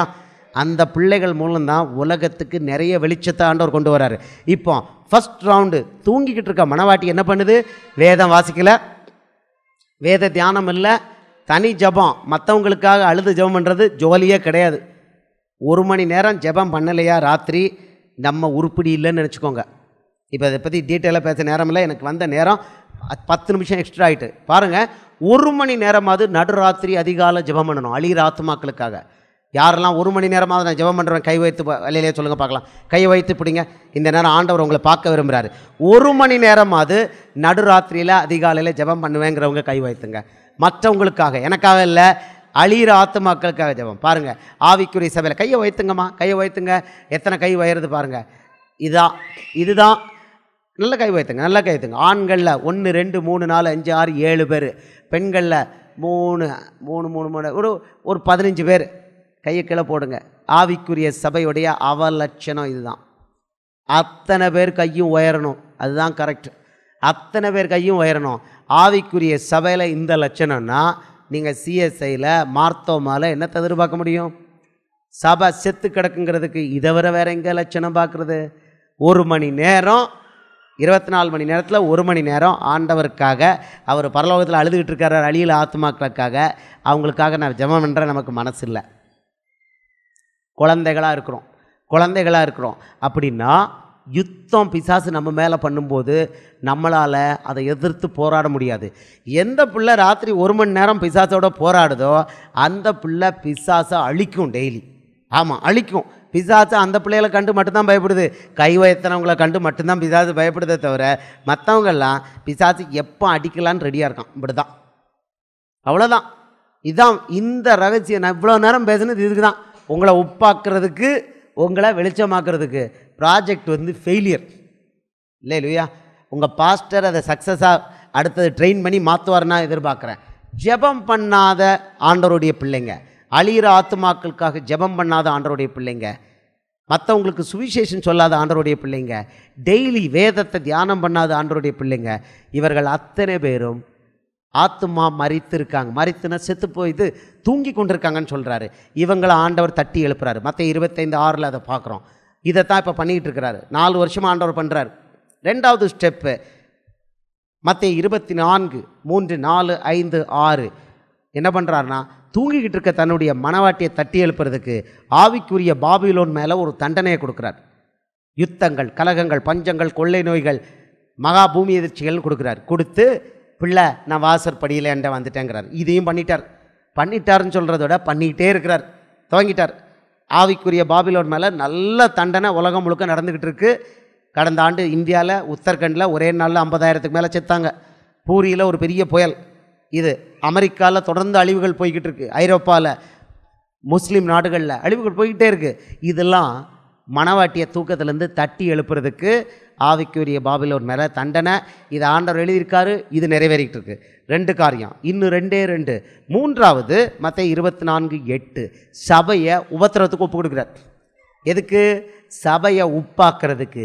சபைன்னா உங்களையும் என்னையும் அவருடைய பிள்ளைகளை வெளிச்சமாக்குறதுக்கு என்ன பண்ணுறாரு தெரியுமா?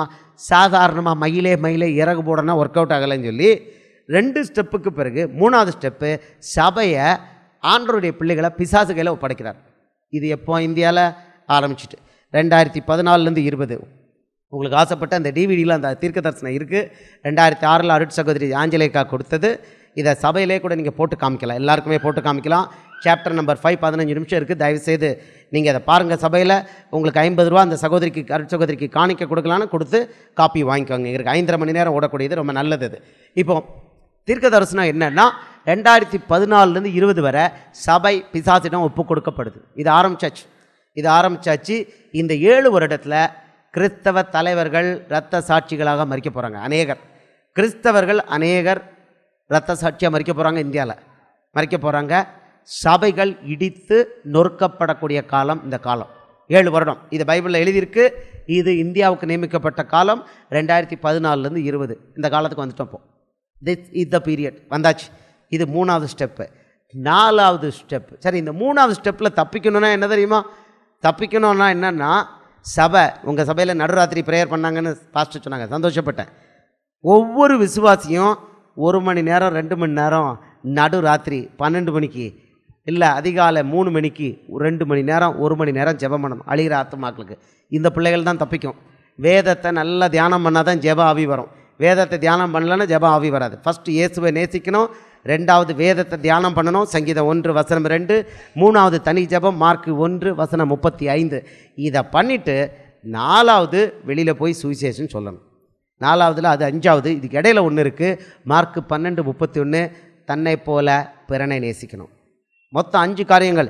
இதை பண்ணினோன்னா இந்த உபத்திரவத்தில் அந்த விசுவாசிகள் அந்த சபை தான் தப்பிக்கணும்ன்ற சொல்லியிருக்கார். அந்த எச்சரிக்கை ஆண்டவர் கொடுக்குறாரு. உங்கள் பாஸ்டருக்கு அதெல்லாம் தெரியும், அதனால் நான் விளக்கமாக சொல்ல விரும்பலை. இந்த 5 காரியம் முக்கியமாக ஒவ்வொரு விசுவாசியும் 1 மணி நேரம் 2 மணி நேரம் அழிகிற ஆத்துமாக்களுக்காக தனி ஜெபம் பண்ணணும். அதுக்கு எக்ஸம்ஷன் கிடையாது. அந்த விசுவாசிகள் இந்த காலகட்டத்தில் பிசாசின் போராட்டத்திலேருந்து ஈஸியாக தப்பிப்பாங்க. அவங்க வந்து பிசாசுக்கு எதிர்த்து போராடுறவங்க, அவங்களுக்கு பயம் இல்லை. ஆனால் ஜெபம் பண்ணாதவர்கள், மற்றவர்களுக்காக ஜெபம் பண்ணாதவங்களுக்கு இந்த 7 வருஷம் கடுமையான ரிஸ்க் பீரியட் இது ஆரம்பித்தாச்சு. 4வது தான் கடைசி வருகைக்கு முன்னால் புறஜாதியார் நிறைவு உண்டாக்குறதுக்கு கடைசி ஸ்டெப்பு ஆண்டவரே எடுக்கிறாரு.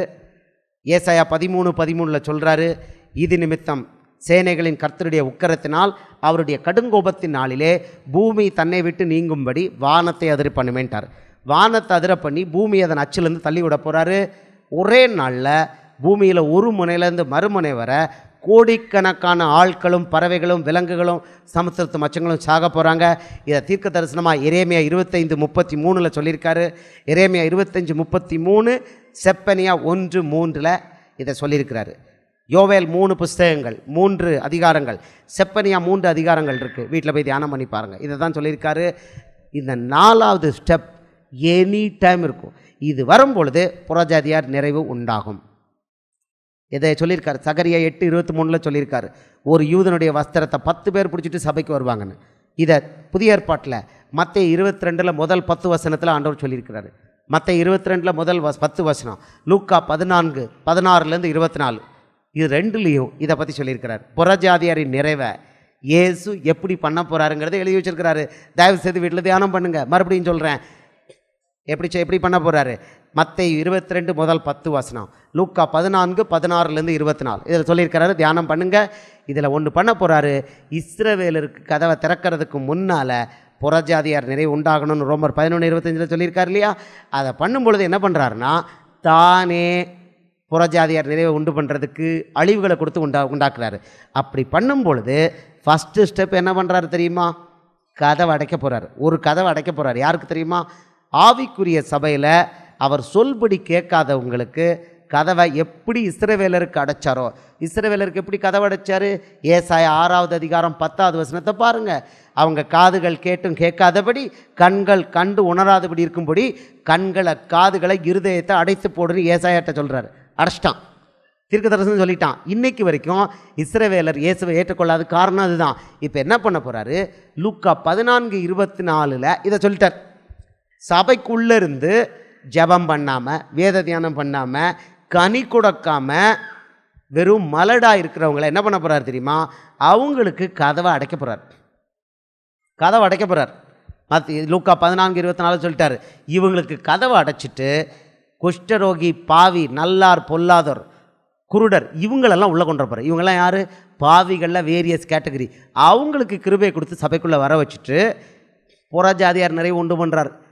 புறஜாதியார் நிறைவு இந்த சபைக்குள்ளே இருந்துட்டு கனி கொடுக்காமல் இருக்காங்கல்ல, ஒன்று அவங்க இந்த பீரியடில் செத்து போயிடுவாங்க. அப்படி இல்லை, அவங்க தான் பரலோகம் போகிறேன்னு கற்பனையில் இருப்பாங்க. இஸ்ரவேலர் யாரும் இப்போ பரலோகம் போகல, 98% போகல. அவன் இன்னும் ஏகவா தேவனை கும்பிட்டுக்கிட்டு இருக்கான். அவனே மாதிரி இவங்களும் நான் பரலோகம் போகிறேன் அந்நிய பாஷையில் கூட நிரம்பிட்டு இருப்பாங்க, நரகத்துக்கு போயிட்டு இருப்பாங்க.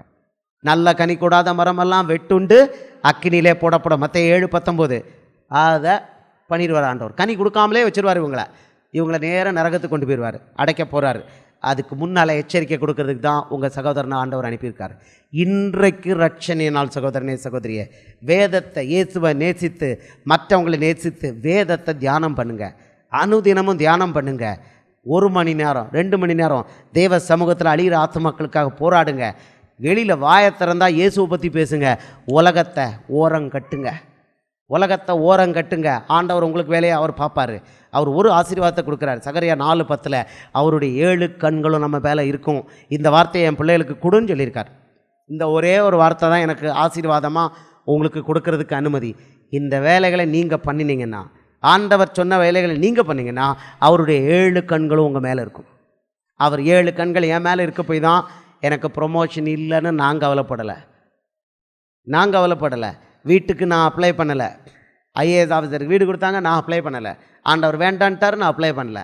அவங்க இப்போ பிரச்சனையில் இருக்காங்க, நான் பிரச்சனையில் இல்லை. ஆண்டவர் சொன்னபடி மட்டும் நான் பண்ணுறேன். போங்கிற இடத்துக்கு போகிறேன், வேண்டாம் அப்படி போன்னு சொல்லலைன்னா நான் தான் வாய் மூடிட்டு இருக்கிறேன். அந்த மாதிரி அல்லேலூயா. ஃபாரின் கண்ட்ரிஸுக்கு கூப்பிடுறாங்க, இயேசு அனுமதிக்காமல் தரமாட்டேன்னு இருக்கிறேன். காரணம் சித்தம், அவர் சித்தப்படி இருக்கணும். கை வைத்த அல்லேலூயா சொல்லுவோமா? நிர்விசார ஆவியை இன்னைக்கு விட்டுட்டு ஆண்டவருக்குள்ள வருவோம். எல்லாரும் நம்ம இருந்த இடங்களில் எழுந்திருப்போம் அல்லது முழங்கால் போடுவோம். இப்போ ஜெபம் பண்ண போகிறேன். இப்போ நம்ம மன்னிப்பு கேட்கணும். ஆண்டவர்கிட்ட கனி கொடுக்காமல் இருந்ததுக்கு மன்னிப்பு கேட்கணும். பாவம் பண்ணிட்டு நம்ம பாவத்தின் நிமித்தம் வேத தியானம் பண்ணாமல் இருக்கிறோமா, மன்னிப்பு கேட்கணும். கனி கொடுக்காமல் மலடா இருக்கமா, மன்னிப்பு கேட்கணும். எல்லோரும் மன்னிப்பு கேட்கணும். இப்போ நம்ம ஜெபம் பண்ணுறதுக்கு நம்மளை ஒப்பு கொடுக்கலையா, மன்னிப்பு கேட்கணும். நமக்கு உயிரை கொடுத்து நம்மளை வச்சுக்கிட்டு இருக்க, பாதுகாத்துக்கிட்டு இருக்க இந்த பரலோக தேவனுக்கு 1 மணி நேரம் நம்மளால் கொடுக்க முடியலங்கிற அந்த கடின நெஞ்சம் இஸ்ரவேலருடைய கடின நெஞ்சத்தோட ஒர்ஸ்ட்டு. இஸ்ரவேலருடைய கடின நெஞ்சத்தோட அது ஒர்ஸ்ட்டு. தயவு செய்து ரீகன்சிடர் பண்ணுங்கள். 1 மணி நேரம் ஜெபம் பண்ணுவேன் ஆண்டவர்கிட்ட நீங்கள் ஏறிடுங்க. ஆண்டவர் உங்களுக்கு கிருபையை தருவார். அவர் சாதாரணமான தேவன் அல்ல. இம்மைக்குரிய மறுமைக்குரிய அத்தனை ஆசீர்வாதங்களுக்கு தர ரெடியாக இருக்கிற இந்த தேவனுக்கு 1 மணி நேரம் நம்மளால் செலவழிக்க முடியாதா? அவர் அழுகையை நம்மளால் நிறுத்த முடியாதா? நிறுத்துறதுக்கு நமக்கு அந்த பொறுப்பு இல்லையா? தயவு செய்து சகோதரனே சகோதரியே, இன்றைக்கு ரட்சணைய நாள். நம்ம எப்படியும் பரலோகத்துக்கு போகணும். அப்போஸ்தலனாகிய பவுல் சொல்கிறது போல, எப்படியாகினும் மரித்தோரிலிருந்து நான் எழும்பணும், அதற்காக நான் எல்லாத்தையும் குப்பையும் நஷ்டம் என்று எண்ணுகிறேன்னு சொல்லி பிலிப்பியர் 2வது அதிகாரத்தில் சொல்கிறான். சகோதரனே 3வது அதிகாரத்தில் சொல்கிறான், சகோதரனே சகோதரியே, உனக்கும் எனக்கும் அந்த ஆர்வம் இல்லையா? இப்பொழுது மன்னிப்பு கேட்போம். மலடா இருந்ததுக்கு மன்னிப்பு கேட்கணும். இன்றைக்கு வரைக்கும் உப்பா இல்லையா, மன்னிப்பு கேளுங்க. இன்றைக்கு வரைக்கும் நம்மகிட்ட இருந்து வெளிச்சம் வெளியில் போகலையா, மன்னிப்பு கேளுங்க. ஆத்துமாதாயம் ஒன்று கூட பண்ணலையா, மன்னிப்பு கேளுங்க. வேத தியானம் பண்ணாமல் இருந்தோமா, மன்னிப்பு கேளுங்க. தனி ஜெபம் பண்ணாமல் இருந்தோமா, மன்னிப்பு கேளுங்க. ஆத்துமாக்களுக்காக பாரம் எடுத்து ஜெபம் பண்ணலையா, மன்னிப்பு கேளுங்க. மலடா இருந்தால் மன்னிப்பு கேட்கணும். ஆண்டவர் நம்மகிட்ட எதிர்பார்க்கிறார். ராஜகுமாரனே, ராஜகுமாரத்தையே, உன் பொறுப்பை உணராமல் இருந்திருக்கியா, மன்னிப்பு கேளு. இப்போ ஆண்டவர் உனக்கு வரங்களை கிருபைகளை கொடுக்க போறாரு. மன்னிப்பு கேட்காதவர்களுக்கு, அவரோடு ஒப்புரவாகாதவர்களுக்கு, கடினம் இருதயம் உள்ளவர்களுக்கு அவருடைய கிருபை கிடையாது. கதவை அடைக்க போறாரு. கதவை அடைக்கிறதுக்கு ஆண்டவர் ரெடி ஆகிட்டு இருக்கிறார். கடினம் இருதயம் உள்ள விசுவாசிகளுக்கு எதிராக கதவை அடைக்க போறாரு. இஸ்ரவேலருக்கு எதிராக 2000 வருஷம் கதவை அடைச்சி வச்சிருக்காரு. 2000 இல்லை, 2700 வருஷம் கதவை அடைச்சி வச்சிருக்கிறார். இயேசு வந்த பிறகு 98% இஸ்ரவேலர் இன்னும் இயேசுவை ஏற்றுக்கொள்ளலை. காரணம், ஏசாயா மூலம் போட்ட தீர்க்க தரிசனம், அந்த சாபம் இன்னும் அவர்கள் கண்களை கட்டி வச்சிருக்கு. இயேசுவை மேசியான்னு ஏற்றுக்கொள்ளாதபடி கட்டி வச்சிருக்கு. அவங்க கண்களை திறக்க போறாரு, ஒட்ட வைக்க போறாரு. வெட்டி விடப்பட்டவங்களை ஒட்ட வைக்க போறாரு. ஒட்ட வைத்த காட்டொலிவ மரமாகிய நம்மளை யாரெல்லாம் கீழ்ப்படியிலையோ நம்மளை வெட்டி விட போறாரு. இதை ரோமர் 11வது அதிகாரத்தில் தெளிவாக எழுதி வச்சுட்டாரு. நம்மளை வெட்டி விடணுமா, நம்மளை வெட்டி விடணுமா, நான் வெட்டி விடப்படணுமா? கூடாது ஏசப்பா, கூடாது. இப்பொழுதே உமக்கு நான் கீழ்ப்படுகிறேன். அப்பா உங்கள் சமூகத்தில் ஆத்துமாக்களுக்காக நான் போராடுவேன். அழிகிற ஆத்துமாக்களுக்காக நான் போராடுவேன்ப்பா. பிசாசோடு எதிர்த்து யுத்தம் பண்ணுவேன். எல்லா அசுத்தாவிகளையும் இயேசுவின் நாமத்தில் நான் அதம் பண்ணுவேன். நடுராத்திரி ஜெபத்தில், அதிகால ஜெபத்தில் இயேசுவின் நாமத்தில் அசுத்தாவிகளை நான் அதம் பண்ணுவேன். இயேசுவின் நாமத்தில் அசுத்தாவிகளை நான் மிதிப்பேன். இப்போ ஒத்துக்கோ. இப்போ ஆண்டவர்கிட்ட இப்போ பொருத்தனை பண்ணு மகனே, மகளே, சகோதரனே, சகோதரியே, பொருத்தனை பண்ணு. ஓ ரபலபா ரிக்கபா சீபரபா ரிக்கபா ரபலபா சீகபா ரபா ரபலபா சீகபா ரபா ரபலபா ரிக்கபா. அப்பா உங்கள் பிள்ளைகள் இப்போ ஒத்துக்கிறாங்கப்பா. அப்பா இவர்கள் கடின இருதயம் உள்ளவர்கள் அல்ல. அப்பா இவர்கள் கடின இருதயம் உள்ளவர்கள் அல்ல. இவர்கள் உங்களுக்கு அன்பான பிள்ளைகள். அப்பா இப்பொழுது உங்க கிருபை உங்க மேல இறங்கட்டும். ஏசப்பா இப்போ உங்க கிருபை உங்க மேல இறங்கட்டும். அக்கினியாக புதிய அபிஷேகத்தை கொடுங்க. பிசாசோடு எதிர்த்து யுத்தம் பண்ற அபிஷேகம், நடுராத்திரியில பிசாசோடு எதிர்த்து யுத்தம் பண்ற அபிஷேகம். ஓ ரபலபா, ஓ கரபா ரபலபா ரிக்கபா. அக்கினியாக புதிய அபிஷேகம், அக்கினியாக பரலோக அபிஷேகம், பரலோக அபிஷேகம் இறங்குது. பெற்றுக்கொள். புதிய அபிஷேகம் ஆண்கள் மத்தியில் இறங்குது. புதிய அபிஷேகம் இறங்குது. புதிய அபிஷேகம் அக்கினியாக வாலிப பிள்ளைகள், வாலிப பையங்க மேல இறங்குது. வாலிப பெண்கள் வாலிப பையங்க மேல இறங்குது. அக்கினியாக பெற்றுக்கொள். அபிஷேகத்தை பெற்றுக்கொள். ஓ ரபலபா, ஓ கரபா ரீபபா, ஓ ரகலபா ரிக்கபா ரீபலபா சீகபா ரபலபா ரிக்கபா சீக்கரபா ரீபபா, ஓ ரபலபா ரிக்கபா, ஓ ஓ ரபலபா ஓ ரபலபா ரிக்கபா ரிபலபா சீபரபா ரீபபா ரிக்கலபா. பெற்றுக்கொள் பெற்றுக்கொள் பெற்றுக்கொள். ஆபிரகாமின் விசுவாசம், ஆபிரகாமின் விசுவாச ஆவி இறங்குது, ஆபிரகாமின் விசுவாச ஆவி இறங்குது. பெற்றுக்கொள். 5 4 3 2 1 பெற்றுக்கொள். ஆபிரகாமின் விசுவாச ஆவி, தானியேலுடைய தைரிய ஆவி, தானியேலுடைய தைரிய ஆவி இறங்குது. தானியேலுடைய சிங்கத்தை எதிர்கொள்ற தைரிய ஆவி இறங்க போகுது. உள்ளத்தை உயர்த்திக்கோ, உள்ளத்தை உயர்த்திக்கோ. தானியேலுடைய ஆவி இறங்குது. 5 4 3 2 1 பெற்றுக்கொள். தானியேலுடைய தைரிய ஆவியை இயேசுவின் கரத்திலிருந்து பெற்றுக்கொள்.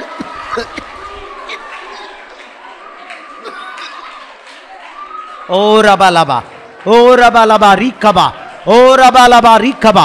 பரலோகத்தின் திறவுகோல்கள், பரலோகத்தின் திறவுகோல்கள் இறங்க போகுது. பரலோகத்தின் திறவுகோல்கள் கட்டவும் கட்டவிழ்க்கவும் வல்லமை, கட்டவும் கட்டவிழ்க்கும் வல்லமை இறங்குது. கட்டவும் கட்டவிழ்க்கும் வல்லமை. பிசாசை நீ அதம் பண்ண போற. பெற்றுக்கொள். 5 4 3 2 1 பெற்றுக்கொள். பரலோகத்தின் திறவுகோல்கள் இயேசுவின் கரத்திலிருந்து பெற்றுக்கோ, இயேசுவின் கரத்திலிருந்து பெற்றுக்கோ. பரலோகத்தின் திறவுகோல்கள், பரலோகத்தின் திறவுகோல்கள் பெற்றுக்கொள். கட்டு பிசாசை கட்டு, பிசாசின் கட்ட உட உட உட. பெற்றுக்கொள் பெற்றுக்கொள். பரலோகத்தின் திறவுகோல்கள், பரலோகத்தின் திறவுகோல்கள் பெற்றுக்கொள் பெற்றுக்கொள். பரலோகத்தின் திறவுகோல்கள், பரலோகத்தின் திறவுகோல்கள் பெற்றுக்கொள். பரலோகத்தின் திறவுகோல்கள் வாங்கிக்கோ. பரமக்குடி கலகணும், பரமக்குடி கலகணும். பெற்றுக்கொள். வல்லமை வல்லமை, பரலோக வல்லமை, பரலோக வல்லமை, பரலோக வல்லமை, பரலோக வல்லமை பெற்றுக்கொள். பரலோகத்தின் திறவுகோல்கள், பரலோகத்தின் திறவுகோல்கள். நீ பூமியில கட்டுவது எதுவோ அது பரலோகத்தில் கட்டப்பட்டிருக்கும். கடைசியாக பிசாசு மேல அதிகாரம், கடைசியாக பிசாசு மேல அதிகாரம். சர்ப்பங்களை தேள்களை மிதிக்க பிசாசு அதம் பண்ண அதிகாரம் இறங்குது. தேவனுடைய விரல், தேவனுடைய விரல் என்ற அபிஷேகம்.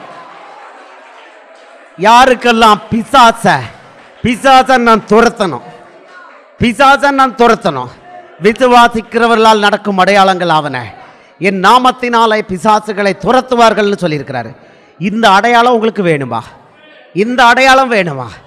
ஆண்டவர் ஆபிரகாமின் விசுவாசத்தை கொடுத்துட்டாரு, தானியேலுடைய தைரியத்தை கொடுத்துட்டாரு, பரலோகத்தின் திறவுகோல்களை கொடுத்துட்டாரு. இப்போ பிசாசு உங்களை கண்டு அஞ்சி நடுங்கணுமா? பிசாசு உங்களை கண்டு நடுங்கணுமா? பிசாசுக்கு மரண தண்டனை கொடுக்கணுமா? உள்ளத்தை உயர்த்திக்கோ. யாரு கையை உயர்த்திக்கோங்க, வாழதுக்கு பெற்றுக்கொள்ளுங்க. இப்போ பிசாசை துரத்துற அதிகாரம் தேவனுடைய விரல்ங்கிற அதிகாரம் இறங்க போகுது. தேவனுடைய விரல். யாருக்கெல்லாம் அந்த அதிகாரம் வேணும் வலது கையை உயர்த்துங்க.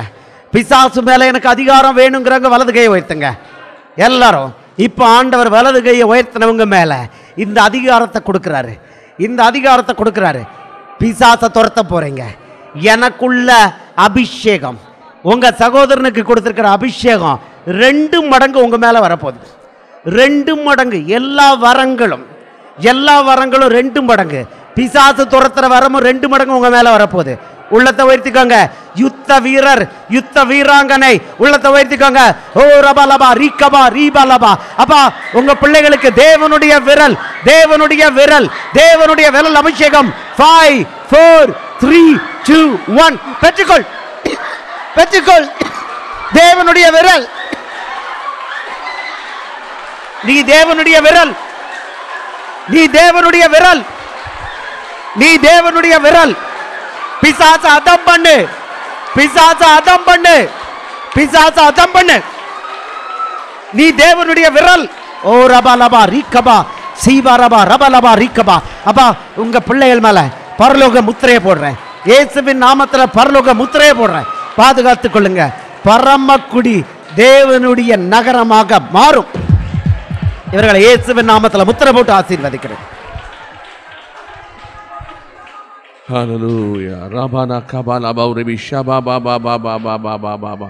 Hallelujah. Hallelujah. Hallelujah. கர்த்தருக்கு நன்றி சொல்லுவோம். Hallelujah. Hallelujah. Rabba ba ba ba ba. கடந்து வந்த உயிர்ப்பிக்கிற வார்த்தைகளுக்காக கர்த்தரை துதிப்போம். Hallelujah. Hallelujah. Hallelujah. Hallelujah. Hallelujah. வல்லமை உண்டு உண்டு அற்புத வல்லமை இயேசுவே இரத்தத்தால் வல்லமை உண்டு உண்டு அற்புத வல்லமை ஆட்டுக்குட்டியின் இரத்தத்தினால் there is power உண்டு அற்புத வல்லமை இயேசுவே இரத்தத்தால் வல்லமை உண்டு உண்டு அற்புத வல்லமை ஆட்டுக்குட்டியின் இரத்தத்தினால் வல்லமை உண்டு உண்டு அற்புத வல்லமை இயேசுவே இரத்தத்தால் வல்லமை உண்டு உண்டு அற்புத வல்லமை ஆட்டுக்குட்டியின் இரத்தத்தினால் இரத்தத்தால் ஜெயம் இரத்தத்தால் ஜெயம் இரத்தத்தால் ஜெயம் இயேசுவே ஹல்லேலூயா ஹல்லேலூயா இரத்தத்தால் ஜெயம் இயேசுவே